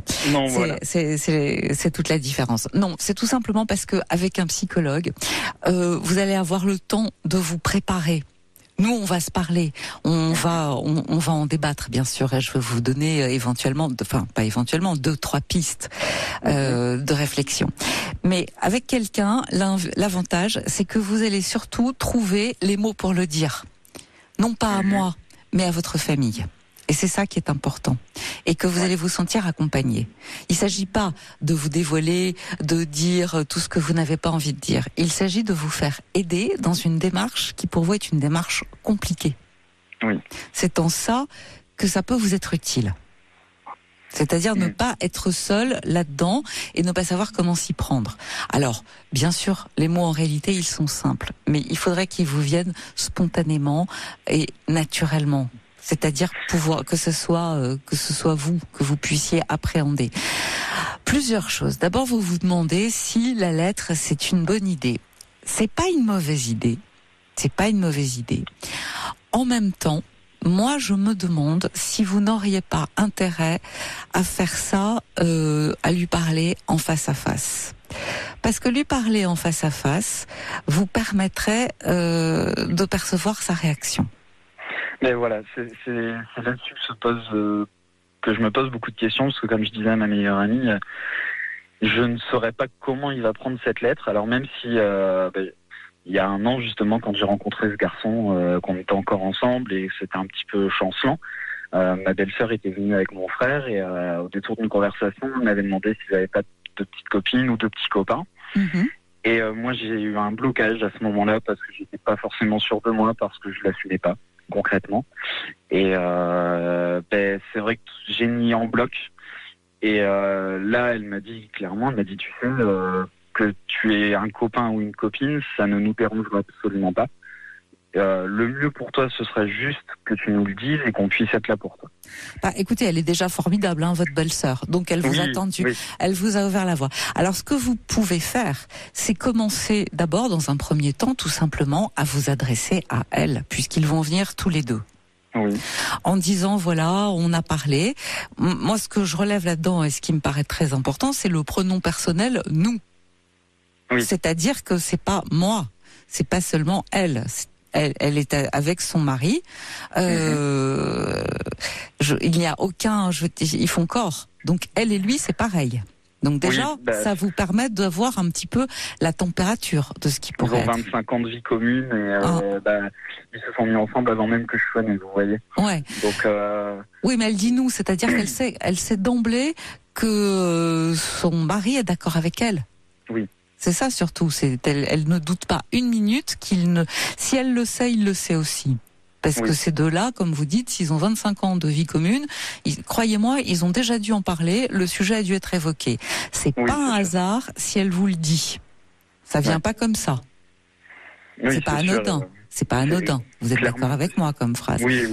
Bon, donc moi je commencerai peut-être par aller lui parler à elle, puisque en disant voilà, je voudrais en parler avec mon frère, je redoute sa réaction, qu'est-ce que tu en penses? Et puis vous prenez conseil auprès d'elle et vous prenez la température. Et moi je suis sûre que de toute façon votre frère sera très à votre écoute et qu'il va être d'accord de vous aider. Je sens déjà que vous avez un appui. Oui, et puis j'ai un autre frère, même si on n'a pas des relations qui sont beau fixes, qui était justement là à ce moment-là, pendant cette discussion avec ma belle-sœur, qui m'a assuré son soutien aussi. Le soir même, j'ai reçu un message de ma sœur qui habite à 1000 km et qui m'envoie 2 messages par an, entre guillemets, où elle aussi m'appuyait un petit peu. Donc je pense qu'il y a dû y avoir une discussion de fratrie, entre guillemets. C'est une évidence. Où tout le monde s'est posé la question, où tout le monde en a discuté et tout le monde en est arrivé à certaines conclusions. Ouais. Donc c'est ça aussi qui m'aide, parce que je me dis que vous n'êtes pas tout seul. Voilà, j'aurai toujours mes frères et sœurs qui seront là pour moi. Ouais. Bien sûr, bien sûr. En tout cas, déjà, moi, je suis heureuse parce que je sens beaucoup d'amour, même si vous, comme vous dites, c'est pas toujours au beau fixe. Dès qu'il y a, je sais pas, comme ils font corps autour de vous. On est une famille comme ça, c'est-à-dire qu'on n'a pas été élevés, et mes parents sont comme ça, on n'a pas été élevés à dire nos sentiments, à parler de nos couples, de notre sexualité. On n'a pas été élevés comme ça, mais pourtant, on sait tous très bien qu'on s'aime. Même si on va pas verbaliser les choses, il suffit qu'il y en ait un qui ait un minuscule problème et tout le monde se recentre et tout le monde accourt, quoi. On est vraiment une famille, malgré la distance, malgré les différences d'âge, parce que mes frères et sœurs ont 18, 16 et 11 ans de plus que moi, il y a quand même ce lien de fratrie qui existe. De ce que je comprends, vous êtes le dernier, non ? Oui. Voilà. Quelle est la différence d'âge? Donc 18 ans avec votre frère aîné? 18 ans avec mon frère aîné, 16 ans avec ma sœur, ouais. Et 11 ans avec mon frère cadet. D'accord. Donc finalement, vous avez été élevé un peu en dernier comme un fils unique parce qu'ils ont dû partir de la maison pendant un certain temps. Mon plus vieux frère est parti, je devais avoir 7 ans, ma sœur 11 ans et mon frère avait 13. Ouais. Enfin, moi j'en avais 13. Donc oui, j'ai été élevé un peu en fils unique, mais avec justement ce plus vieux frère et cette belle-sœur qui ont toujours été comme des papas-mamans, quoi. Ouais, bien sûr. Bah écoutez, même de loin, j'ai l'impression que tout le monde veille sur vous. Et effectivement, il y a eu une discussion, il y a un consensus familial, fraternel qui est très fort autour de vous. C'est-à-dire que oui, vous pouvez compter sur l'appui des uns et des autres. Et en tout cas, j'ai l'impression que eux ont cerné la question avant même que vous ne mettiez des mots dessus. Je pense même qu'ils l'ont cerné avant même que je le comprenne. Ouais. Avant même que je rencontre ce garçon, je pense qu'il pensait déjà à ça. Bon, alors dites-moi, si eux l'ont imaginé, est-ce que vous pourriez envisager que vos parents y aient pensé aussi? Parce que visiblement, si eux l'ont compris et que vous êtes proche de vos parents, même s'ils sont old-fashioned comme on dit, ça veut pas dire pour autant qu'ils soient aveugles. Ils sont pas aveugles, mais ils ont un tempérament à ne pas forcément vouloir voir les choses. Tant qu'on ne dit rien, les choses ne se voient pas et on reste dans un statu quo. Okay. Après, ils ont essayé une fois de m'amener sur la question. Ah. Et oui, en fait, j'avais pris un appartement en colocation. Ouais. Et quelques semaines avant que j'emménage avec mon colocataire, mes parents m'ont regardé tous les deux en larmes dans le canapé en me disant est-ce que tu prends pas cet appartement parce que t'es gay et que tu oses pas nous le dire? Et c'est vrai qu'à ce moment-là, j'ai fait la connerie de ne pas oser le dire, mais encore une fois, j'étais pas dans les meilleures conditions.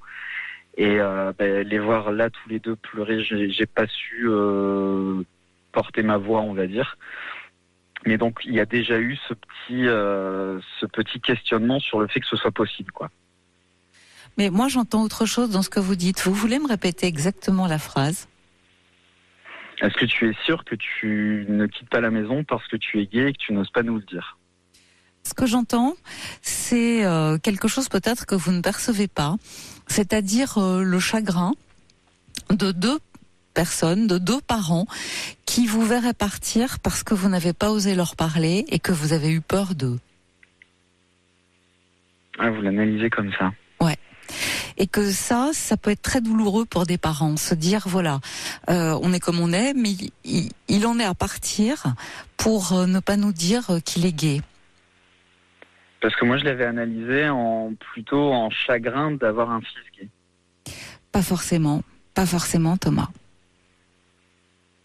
Ouais, du coup c'est vrai que la perception est totalement différente et dans ce cas-là, le fait de leur avoir caché, ça pourrait être ce qui leur fait du mal et pas exactement. La situation.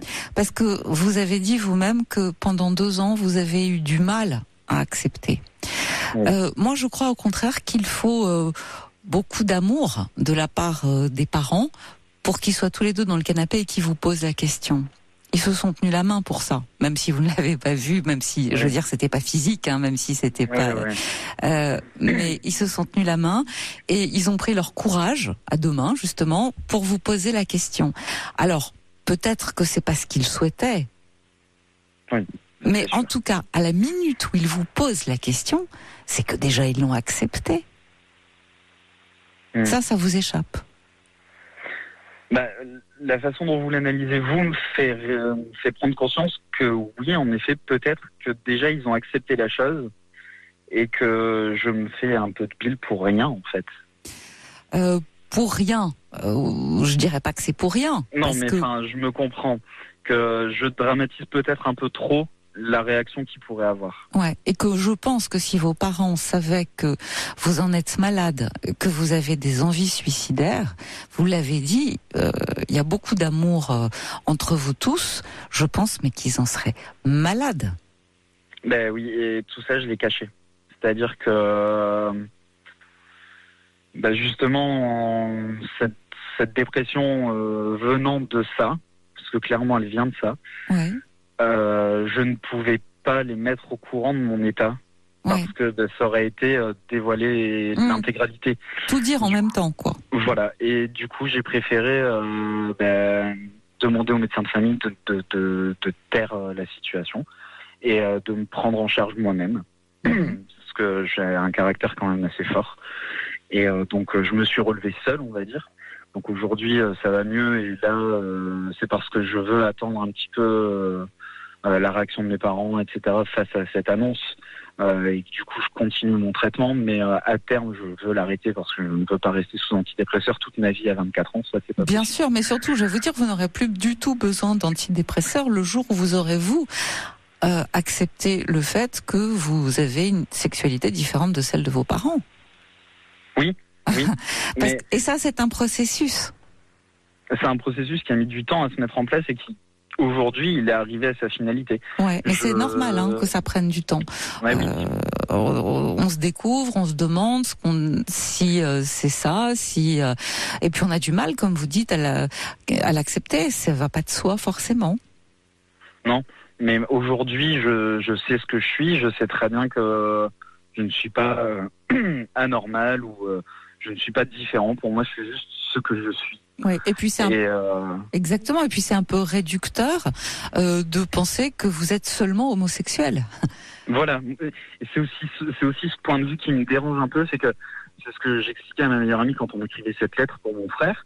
Je lui disais, mais tu te rends compte de ce que je suis obligé de faire? Mais oui. Alors qu'en fait, si j'avais été hétéro, jamais je n'aurais eu besoin de parler de ma sexualité à mes parents. Exactement. Et en fait, c'est assez perturbant de devoir verbaliser des choses qui ne devraient pas être être comme un effet d'annonce, entre guillemets. Exactement. Mais un effet d'annonce, c'est j'ai une sexualité qui est différente de la vôtre et qui est peut-être pas celle que vous envisagiez pour moi. Voilà. Mais c'est tout. Mais en attendant, vous restez leur fils, vous restez Thomas, avec vos qualités, vos défauts, un garçon qui fait ses études, qui habite avec eux, enfin, qui a des frères et sœurs, et tout ce qui est vous. Oui. Après, voilà, c'est... Quand vous dites de parler à ma belle-sœur, le problème est que je n'aurais pas forcément je vais pas dire la force, parce que c'est pas une question de force, mais l'aptitude et l'envie, peut-être, de parler de ça par un simple texto, par un appel, Non, il faut aller le voir. Pourquoi est-ce que vous ne demandez pas à dîner avec lui, ou aller déjeuner avec lui, ou à prendre un café? À 1000 kilomètres. Et alors, est-ce que aujourd'hui il y a quand même tout un tas de moyens techniques modernes, où on peut se parler en face à face, en disant j'aimerais qu'on se parle, je préférerais que ce soit en face à face, j'ai quelque chose d'important à te dire, en tout cas qui est important pour moi. Je voudrais qu'on parle de quelque chose qui est important pour moi. Et là, vous lui dites. Alors, moi, j'ai l'impression que si votre belle-sœur vous a dit ça, à la limite, votre frère, il est déjà au courant. Oui. Donc, c'est même pas la peine de passer par elle. Vous êtes d'accord avec moi? Oui. Oui, je pense que, comme je vous ai dit, toute ma fratrie, que ce soit mes frères, mes sœurs ou même mes beaux-frères, belles-sœurs, sont tous au courant et ont tous largement accepté la chose. Le véritable rempart qui reste, en fait, c'est mes parents, et ceux dont j'appréhendais peut-être le plus la réaction, c'est mes parents, parce qu'après, en ayant discuté avec vous, justement, et la façon dont vous avez analysé la phrase qui m'ont oui, c'est pour ça que je voulais faire répéter. Oui, c'est vrai que vous l'analysez différemment de ce que je l'ai toujours analysé, et au final, ils m'ont offert une chance de sortir de ce mal-être, et j'ai pas su la saisir. Non, mais c'est pas que vous n'avez pas su, c'est-à-dire que vous avez tellement peur de leur réaction, de leur rejet, enfin pas de leur rejet forcément, mais de leur faire de la peine, que vous vous jetez vous-même. Oui, c'est ça. Mais vous n'avez pas entendu, je crois, ce qu'ils vous ont dit. Non, en fait, ça a été un petit peu un choc parce que je m'attendais pas vraiment à ce genre de questions, surtout venant d'eux. Ouais. Et c'est vrai que sur le coup, je suis resté pantois. Bah oui. Et forcément, comme tout être humain, quand on se sent dos à un mur, on ne réagit pas forcément de la bonne façon. Mais c'est vrai que la façon dont vous l'analysez fait que j'ai peut-être un peu moins peur de leur réaction et je me dis qu'au final, c'est quand même quelque chose qui, du coup, devrait passer peut-être un peu mieux que ce que je pensais. Écoutez, Thomas, vous n'avez pas d'enfants. Mais quand on a des enfants, croyez-moi, on les aime exactement tels qu'ils sont, quelle que soit leur orientation sexuelle. Ça ne change rien à l'amour qu'on a pour eux. En revanche, ce qui change, c'est qu'on se dit, mon Dieu, qu'est-ce qu'il a dû souffrir pour ne pas nous en parler ? Par quoi est-il passé ? Et on s'en veut justement de ne pas avoir été là dans des moments difficiles pour le fils ou la fille en question. C'est ça que les parents ressentent. Que mes parents se sont rendus compte un petit peu de mon mal-être parce que ma meilleure amie est tombée enceinte et forcément je suis très proche d'elle, donc elle connaît mes parents, elle est venue manger plusieurs fois à la maison, enfin voilà, c'est vraiment, elle fait partie intégrante de la famille, on va dire. Et je me rappelle que quand elle est venue à la maison une des dernières fois où elle était enceinte, ma mère l'a prise dans ses bras et lui a dit merci pour tout ce que tu fais pour mon fils. Bah évidemment qu'ils savent. Donc voilà, ils savent que. C'est-à-dire, qu'est-ce que vous comprenez vous par merci pour tout ce que tu fais pour mon fils ? Ils savent qu'avec elle, j'ai une oreille, j'ai quelqu'un à qui parler, quelqu'un qui va toujours m'aider à résoudre mes problèmes, mes petits tracas de la vie et qui est toujours là pour moi, que je peux appeler à 1h du matin alors qu'elle bosse le lendemain et qu'elle a un petit dans les bras. Elle va me répondre, je peux débarquer chez elle à n'importe quelle heure du jour et de la nuit. Elle a déjà Rapprochez-vous du combiné, Thomas. Elle a déjà débarqué chez moi pour me sortir du lit parce que ça n'allait pas et que voilà. Enfin, c'est si vous voulez, importante, quoi. Mais c'est pas seulement ça, c'est que votre mère, elle la remercie d'être là et qu'elle puisse vous écouter et surtout entendre tout ce que vous ne lui dites pas à elle. Et elle a très bien compris que c'est sur elle que vous déversez finalement cette angoisse et que c'est avec elle que vous partagez cette souffrance de ne pas parler. Oui. C'est ça. Oui, c'est complètement ça. Vous assumez votre homosexualité aujourd'hui ? Aujourd'hui, vis-à-vis de mes amis, vis-à-vis de pas forcément de ma cellule familiale du coup, mais vis-à-vis de tout le reste, au boulot, mes amis, à la fac, tout le monde est au courant, tout le monde le sait, je le vis très bien. Enfin, moi là-dessus, je n'ai plus aucun problème, je ne me sens plus comme une bête curieuse. Enfin, je me sens tout à fait bien en fait. Exactement. Donc, et d'ailleurs, vous n'êtes pas une bête curieuse, hein, sachez-le. Oui, c'est le sentiment qu'on a au départ. C'est cette phase de transition où on se demande pourquoi. Et le fait après de l'accepter fait qu'on se sent beaucoup mieux. Donc moi aujourd'hui, je me sens très bien dans ma peau et c'est aussi pour ça que j'ai envie de faire ce coming out et d'être enfin libéré du dernier poids qui me reste, c'est-à-dire mes parents, quoi. Ouais. Écoutez, alors d'abord il faut savoir une chose, c'est que vous en parlez si, comme vous dites, ça doit vous libérer. Parce que la sexualité, c'est tout de même, et c'est ce dont on parlait tout à l'heure, quelque chose de très intime et qui ne regarde que vous. Donc, on n'a pas forcément à s'expliquer sur sa sexualité. Non. Vous n'avez pas forcément de compte à rendre et de dire avec qui vous êtes, avec qui vous n'êtes pas, avec qui vous couchez, avec qui vous ne couchez pas. On est bien d'accord là-dessus, Thomas. Là-dessus, on est tout à fait d'accord. Néanmoins, si vous en êtes à vous cacher parce que ça vous pose un problème vis-à-vis de votre famille, alors oui, dites-le. Vous saisissez la nuance ? Oui, c'est pas une explication de ma sexualité, c'est une justification. Mais voilà, si ça doit vous faciliter la vie, ça doit faire que les choses doivent être plus fluides, plus simples à vivre pour vous. Vous n'hésitez pas. Si vous vous sentez libéré, vous le dites. Mais vous n'avez pas à rendre de compte sur votre sexualité. Vous comprenez ce que je veux dire ? Ni à vous. Moi, cette annonce, c'est vraiment le fait de pouvoir vivre ma vie sans avoir à devoir me cacher, sans avoir à devoir appeler ma meilleure amie pour lui dire écoute, ce soir je suis censé être chez toi. Voilà. C'est-à-dire que vous voulez vivre dans la sincérité. Voilà, je voudrais être je voudrais pouvoir dire à mes parents clairement, bah oui, ce soir je suis pas à la maison, je vais voir quelqu'un et pas devoir me cacher, échafauder un plan pendant une semaine pour pouvoir voir quelqu'un, par exemple. Mais oui, bien sûr. Écoutez, moi ce que je ressens, c'est que de la part de vos parents, il y a énormément d'amour. En tout cas, ils se sont pris tous les deux, ils se sont installés en face de vous et ils vous ont posé la question. Et il faut aussi du courage, vous savez, pour des parents, pour poser la question, pour ne pas risquer que vous ne vous braquiez, que vous ne vous fâchiez, que vous ne leur en vouliez. Donc, s'ils avaient des larmes, c'est précisément parce qu'ils voulaient vous aider. Moi, je le ressens comme ça. Et je ressens de la même manière votre maman qui vraiment m'a l'air d'être une femme formidable et une femme tendre. Quand elle prend votre meilleure amie dans ses bras et qu'elle la remercie de tout ce qu'elle fait pour vous, c'est qu'elle a compris, c'est qu'elle sait. Donc, je crois que vous allez leur dire quelque chose qu'ils savent depuis très longtemps. Et dont ils n'osent pas parler. Je vais juste mettre des mots sur une évidence, en fait. C'est ça. En leur disant, mais vous pouvez leur dire, j'ai pas trouvé le courage ou les mots de vous en parler avant. J'ai eu peur de vous faire de la peine. J'ai eu peur de votre chagrin. Ça, il faut le dire. C'est ce que je dis dans la lettre que j'ai écrite pour mon frère, que si je leur ai pas dit avant, c'était pas parce que je n'avais pas confiance en eux, pas parce que je ne les aimais pas ou quoi, mais parce que moi-même, je n'y arrivais pas, c'est tout.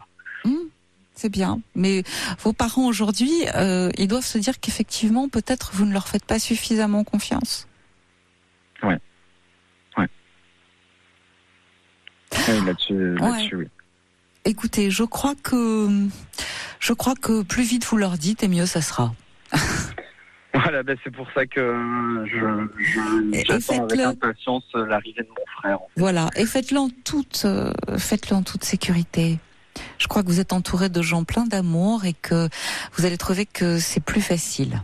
Et puis vous allez vous sentir mieux. Vous allez vous sentir mieux et vous allez. Je me sens pas entre guillemets de les affronter seul à seul, mais avec l'amour justement de mon frère, de ma belle-sœur qui seront là avec moi.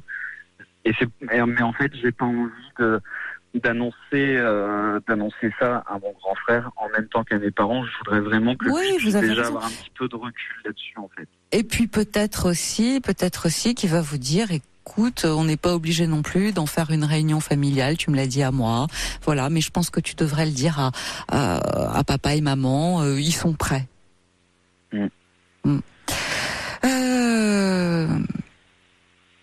Bon courage. Coup, qu'est-ce que vous feriez ? Est-ce que cette lettre, je dois l'envoyer ? Écoutez, il est là dans combien de temps ? Il vient le 10 août. Moi, je crois que j'attendrai. Pour lui dire le 10 août, vous allez le voir, ou le 11, quand il arrive, vous allez le voir et vous lui dites qu'il faudrait qu'on parle, et voilà, vous lui dites j'ai l'intention d'annoncer à papa. Mais le problème, c'est que j'aurai toujours mes parents sur le dos, entre guillemets. Il y aura aucun moment, il va vivre chez mes parents, du coup, pendant cette semaine, il y aura aucun moment où je serai totalement seul avec mon frère ou ma belle-sœur ou avec les deux. Vous voyez ce que je veux dire ? On est une famille justement qui est assez soudée et du coup ça va être tout le temps réunion de famille en gros pendant une semaine. Attendez Thomas. Maison, oui, non mais j'ai bien compris. Mais vous avez le téléphone de votre frère ? Oui. Bon, quand il est là, vous lui envoyez un petit SMS, j'aimerais qu'on prenne un café un quart d'heure. Rendez-vous au bistrot en bas. Ça c'est possible. Non ? Vous faites pas toujours tout ensemble, tout le temps.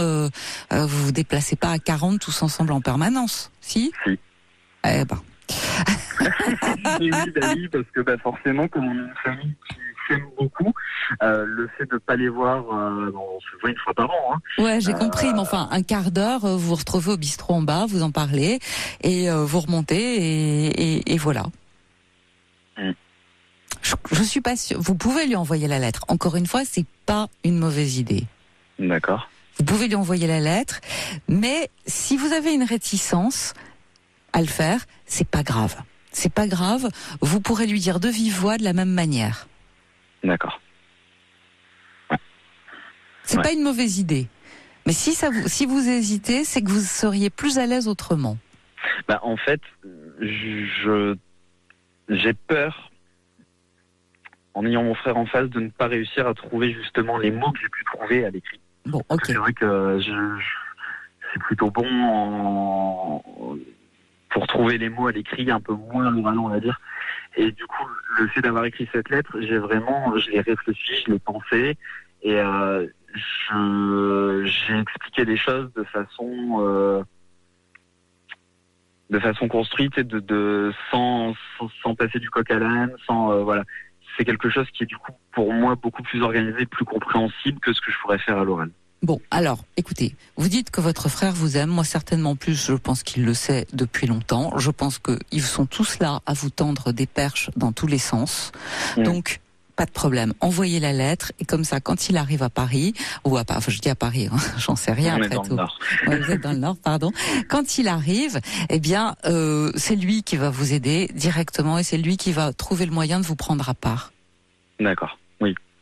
Ça sera plus facile. Il est suffisamment intelligent pour bloquer une situation où on sera qu'à deux. Exactement. Donc il va se débrouiller, il va vous dire j'ai eu ta lettre, ne t'inquiète pas, tu peux compter sur moi. Quand est-ce que tu veux qu'on leur parle ? J'ai pensé qu'on pourrait leur parler ce soir, demain. Enfin, vous voyez, voilà. Oui. Et vous serez pas tout seul. Donc envoyez cette lettre parce que c'est là où vous êtes le plus confortable. Faites ce qui est le plus confortable pour vous. D'accord. Oui, je vais l'envoyer cette lettre. Demain, je l'enverrai. Ok. Thomas, merci mille fois de votre confiance. Vous venez de nous livrer un témoignage fantastique. Je ne sais pas si vous en avez conscience, mais vous avez aidé beaucoup de monde ce soir sans le savoir. Je tiens à vous le dire au regard de tous les SMS que je reçois. C'est ça, j'en suis très heureux alors, parce que je sais très bien, et là je m'adresse à tous ceux qui nous écoutent, que c'est pas forcément des situations très évidentes, c'est pas forcément très facile à vivre, mais quand on s'assume, quand on sait ce qu'on est, on avance beaucoup plus facilement dans la vie avec peut-être un point en moins. Bon.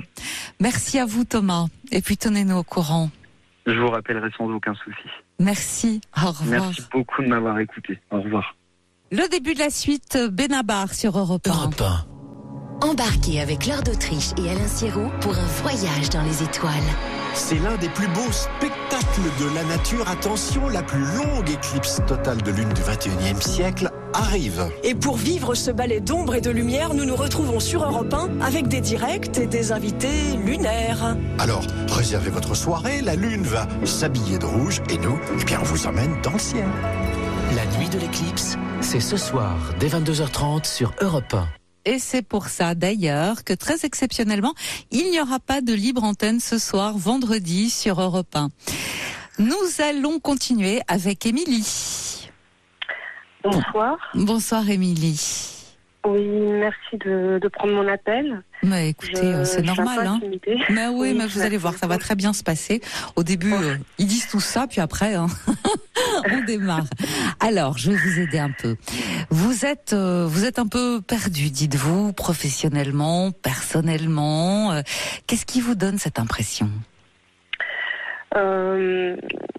C'est une impression de léthargie en fait, un peu dans ma vie, une sensation un peu de laisser aller. Ouais. J'avais déjà pensé à vous appeler l'année dernière, l'été dernier, et puis en fait je me sens glisser en fait un peu petit à petit, lentement, mais je sens que je suis sur une pente un peu descendante. Je me sens fatiguée, je me sens usée, je me sens et pourtant j'ai 35 ans. Mais oui, vous êtes très jeune. Voilà, et en fait c'est un peu comme si en moi il y avait deux personnes.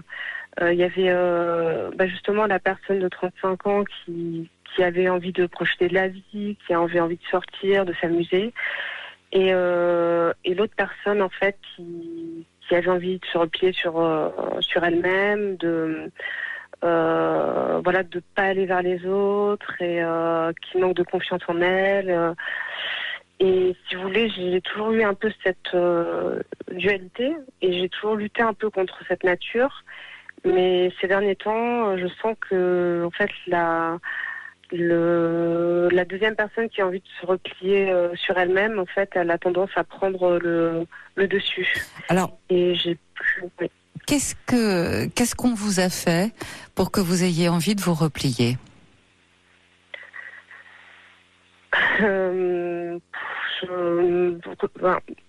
bonne question. Il y a eu plusieurs événements ces dernières années. Professionnellement, il y a eu des choses un peu difficiles à digérer, mais ça remonte maintenant à on va dire 5-6 ans, et j'avais eu l'impression de tourner la page. Ouais, mais on dirait que justement vous l'avez pas tourné. Qu'est-ce qui s'est passé? Alors, on a eu donc j'étais avec une collègue avec qui je m'entendais très très bien, et en fait on a eu une sorte de remaniement, mais à l'échelle de notre équipe. Oui. Donc toutes les deux, et donc c'était une autre collègue à nous qui était plus ancienne, qui souhaitait évoluer, et donc on lui a en quelque sorte créé un poste entre nous et notre supérieur. Mais c'était pas un poste qui en fait c'était pas un poste où il y avait vraiment qui était nécessaire en quelque sorte. C'était juste pour l'honorer d'une certaine manière, ou lui donner une existence. Voilà, et pour lui permettre de faire ses preuves, et ça nous a été présenté de cette façon-là. En fait, il fallait aider notre collègue à évoluer, et qu'on nous avait choisi parce qu'on était disciplinés et dociles. Donc voilà. Et donc on n'a pas eu de c'était sans il n'y avait pas d'échéance. On a demandé combien de temps ça allait durer. On a été jeté un peu comme ça dans la gueule du loup, et on a été prise entre deux feux, entre une personne qui a tout à fait légitime, qui voulait faire ses preuves. C'était un nouveau chef aussi qu'on avait d'un côté, et on était un peu seul face à... Voilà, ça durait, on va dire, à peu près 6 mois. Et pendant ces 6 mois, on avait beaucoup de boulot. C'était une période où on avait une charge de boulot assez importante. Et ça a été, mentalement, ça a été assez difficile. Et c'est vrai qu'on s'est bien entendu avec un collègue. Et c'est ce qui a fait qu'on a pu supporter ça toutes les deux. Et puis, bon, j'avais un peu l'impression d'avoir tourné la page, puisque mon supérieur depuis est parti. Cette collègue-là, elle a vogué vers d'autres horizons. Voilà. Et vous? Et puis, et moi, là, petit à petit, j'ai pas réussi à prendre. En fait, depuis ce moment-là, j'ai perdu vraiment de la confiance en moi. Je suis déjà une personne à la base qui n'est pas trop confiance en moi, mais là, ça a été... Vous avez eu le sentiment d'être utilisé? Oui. C'est ça en fait qui vous a démoli. C'est que vous avez eu l'impression d'être utilisé pour permettre à quelqu'un d'autre de s'élever, si on peut dire, et que vous, c'était une façon aussi de vous dire reste à ta place. Et pour vous, il n'y avait pas d'autre perspective que celle-là. Oui, tout à fait. Là, j'ai commencé parce que ça fait quand même très longtemps que je suis sur mon poste, et j'ai commencé à avoir un déclic depuis très très peu. Je suis décidée à changer de service. Voilà. Donc là, c'est c'est très récent. J'ai peur. J'ai peur parce que vous avez bougé. Pas capable. Ouais, vous êtes sortie quand même de votre zone de confort. Oui, mais c'était, ça fait quand même 10 ans que je suis sur mon poste. C'est quelque chose, avec le recul, je me dis que j'aurais dû le faire bien avant. Oui, mais vous venez de le faire. Oui. Vous venez de le faire. Oui. Bravo. Oui. Plutôt que de vous attaquer, bravo. Est-ce que vous faites là actuellement, ça vous plaît, le nouveau service? Alors, je n'y suis pas encore en fait, c'est juste que j'ai exprimé, vous voyez, j'ai juste exprimé à mon supérieur le fait que je désirais ne plus continuer et vraiment changer pour apprendre d'autres choses, pour donner un peu de souffle à mon métier. Voilà. Donc, il a totalement approuvé. Et il m'a dit de réfléchir, il m'a donné quelques conseils assez judicieux, et puis il m'a dit d'y réfléchir, et puis de revenir vers moi en septembre avec une idée un peu plus arrêtée de ce que j'avais envie de faire. C'est bien ça. Mais je ne sais pas encore exactement. Voilà. C'est bien parce que vous avez été entendu. Oui, ce que je ne enfin, je ne pensais pas que ce serait le cas parce que j'avais préparé, en fait, je m'étais préparée plusieurs jours à l'avance avec tout un argumentaire pour arriver en fait avec tout un déroulé presque de pourquoi je veux changer, et finalement ça a été effectivement plutôt bien accueilli en tout cas. Vous voyez que ça se passe bien quand vous bougez. Malgré votre peur, malgré votre appréhension, vous avez quand même fait une expérience très intéressante. C'est pas seulement de trouver le courage d'y aller, mais c'est surtout que vous y avez été et que ça s'est non seulement bien passé, mais mieux passé que ce que vous n'aviez envisagé. Oui. J'ai envie de vous dire, ça sera toujours comme ça. Vous serez toujours surprise par ce qui vous attend. Seul l'imprévu arrive. Ouais. Ouais, effectivement. Mais c'est vrai qu'il y a donc ce côté-là où en fait je suis il y a une petite lueur en fait de comment dire, un peu d'espoir ou de renouveau. Mais il y a le côté un peu personnel aussi où là où ça pêche un peu, et c'est peut-être pour ça aussi que je me raccroche un peu au travail, parce que en fait en termes de sentiments et de vie personnelle, c'est un peu le néant. Je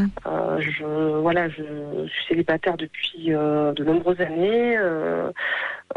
Ma dernière relation vraiment sérieuse avec une personne avec laquelle j'ai vécu en fait remonte à presque 10 ans justement. Et donc j'ai jamais réussi en fait à avoir des relations vraiment constructives. Dites-moi, comment s'est terminée la relation ? Elle s'est terminée, donc on vivait ensemble, elle s'est terminée sur... en fait, j'avais l'impression qu'on n'était plus sur la même longueur d'onde. Moi, je venais justement à l'époque d'être embauchée, et mon compagnon de l'époque avait décidé de poursuivre ses études. Et puis... vous viviez quelque chose de différent. Oui, c'est avec le recul, oui. Je pense qu'on est arrivé à ce stade-là, et donc finalement j'ai quitté, on s'est disputé, et puis ça s'est imposé que il fallait que je parte. Est-ce que le fait qu'il ne cherche pas à vous retenir, ça vous a fait souffrir ? Oui, quelque part, oui. Oui. Vous auriez aimé qu'il vous retienne ? Oui, ça aurait pu... Parce que si vous avez eu l'impression que vous n'étiez pas suffisamment aimé pour qu'il vous retienne, vous pouvez après, par la suite, penser que vous êtes... Je dis pas que ce soit vrai, mais c'est votre interprétation inconsciente à vous, que vous n'êtes pas digne d'être aimé suffisamment. Voilà. Et c'est ce qui fait que... C'est un sentiment assez récurrent et qui fait un peu écho justement à... Quand je parle des situations sentimentales et personnelles, ça fait un peu écho à ma situation personnelle où c'est vrai que ces temps-ci, je repense beaucoup à mon enfance justement. Je sais pas pourquoi, peut-être parce que quelque part je suis peut-être en âge justement d'avoir des enfants, et que je vois autour de moi pas mal de mes amis qui commencent à être maman. Et je repense et je regarde mon enfance en fait avec un regard d'adulte. Et en fait, je ressasse beaucoup de choses. En fait, je me rends compte qu'il y avait des choses que je pensais avoir digérées et j'ai pas forcément digérées. Et je pense que c'est lié. Peut-être que c'est lié. Ce serait bien d'aller voir un psy, Émilie, parce que je pense que vous avez beaucoup de choses à dire et beaucoup de choses dont vous devriez vous dégager. Et justement, vous avez employé un mot très important. Vous dites, je repense à mon enfance avec un regard d'adulte. Moi, j'aimerais bien que l'adulte que vous êtes aujourd'hui analyse cette enfance et les sensations et les sentiments que vous avez ressentis à ce moment-là. Précisément avec quelqu'un de professionnel, de façon à ne pas aller vers vers le ressassement dont vous parlez, mais au contraire à en faire des forces, c'est-à-dire à pouvoir non seulement le digérer, le métaboliser, mais en faire quelque chose surtout. D'accord. En faire quelque chose. Et de ce que vous dites, moi je vous entends, ça devrait pas prendre trop de temps. Parce que vous êtes au bord là. Mais oui, vous êtes au bord. Vous avez le désir d'avancer, vous avez le désir d'aller de l'avant, et vous commencez précisément à vous retourner et à vous dire mais qu'est-ce qui fait que Et donc, vous êtes au bon moment. Peut-être plus un psychologue, un psychiatre. Psychologue ou psychanalyste, voilà. Psychologue, je pense que ce serait bien, ce serait adapté pour vous. Et je pense pas que ça va vous prendre trop de temps parce que je trouve que ne serait-ce qu'en l'espace de 10-12 minutes, on a quand même fait du chemin. D'accord. Vous êtes prête? Écoutez, je vous remercie. D'accord, je vous remercie pour vos conseils, puis je vais les suivre. Écoutez, merci de votre confiance. Merci beaucoup. Bonne chance, Émilie. Au revoir. Bonne soirée, au revoir. Notre émission s'achève. C'était mon dernier soir cet été avec vous, mais je vous retrouverai à d'autres moments. Vous allez tout de suite être en compagnie de Franck Ferrand et pour l'instant, il est 1h. Vous écoutez Europe 1.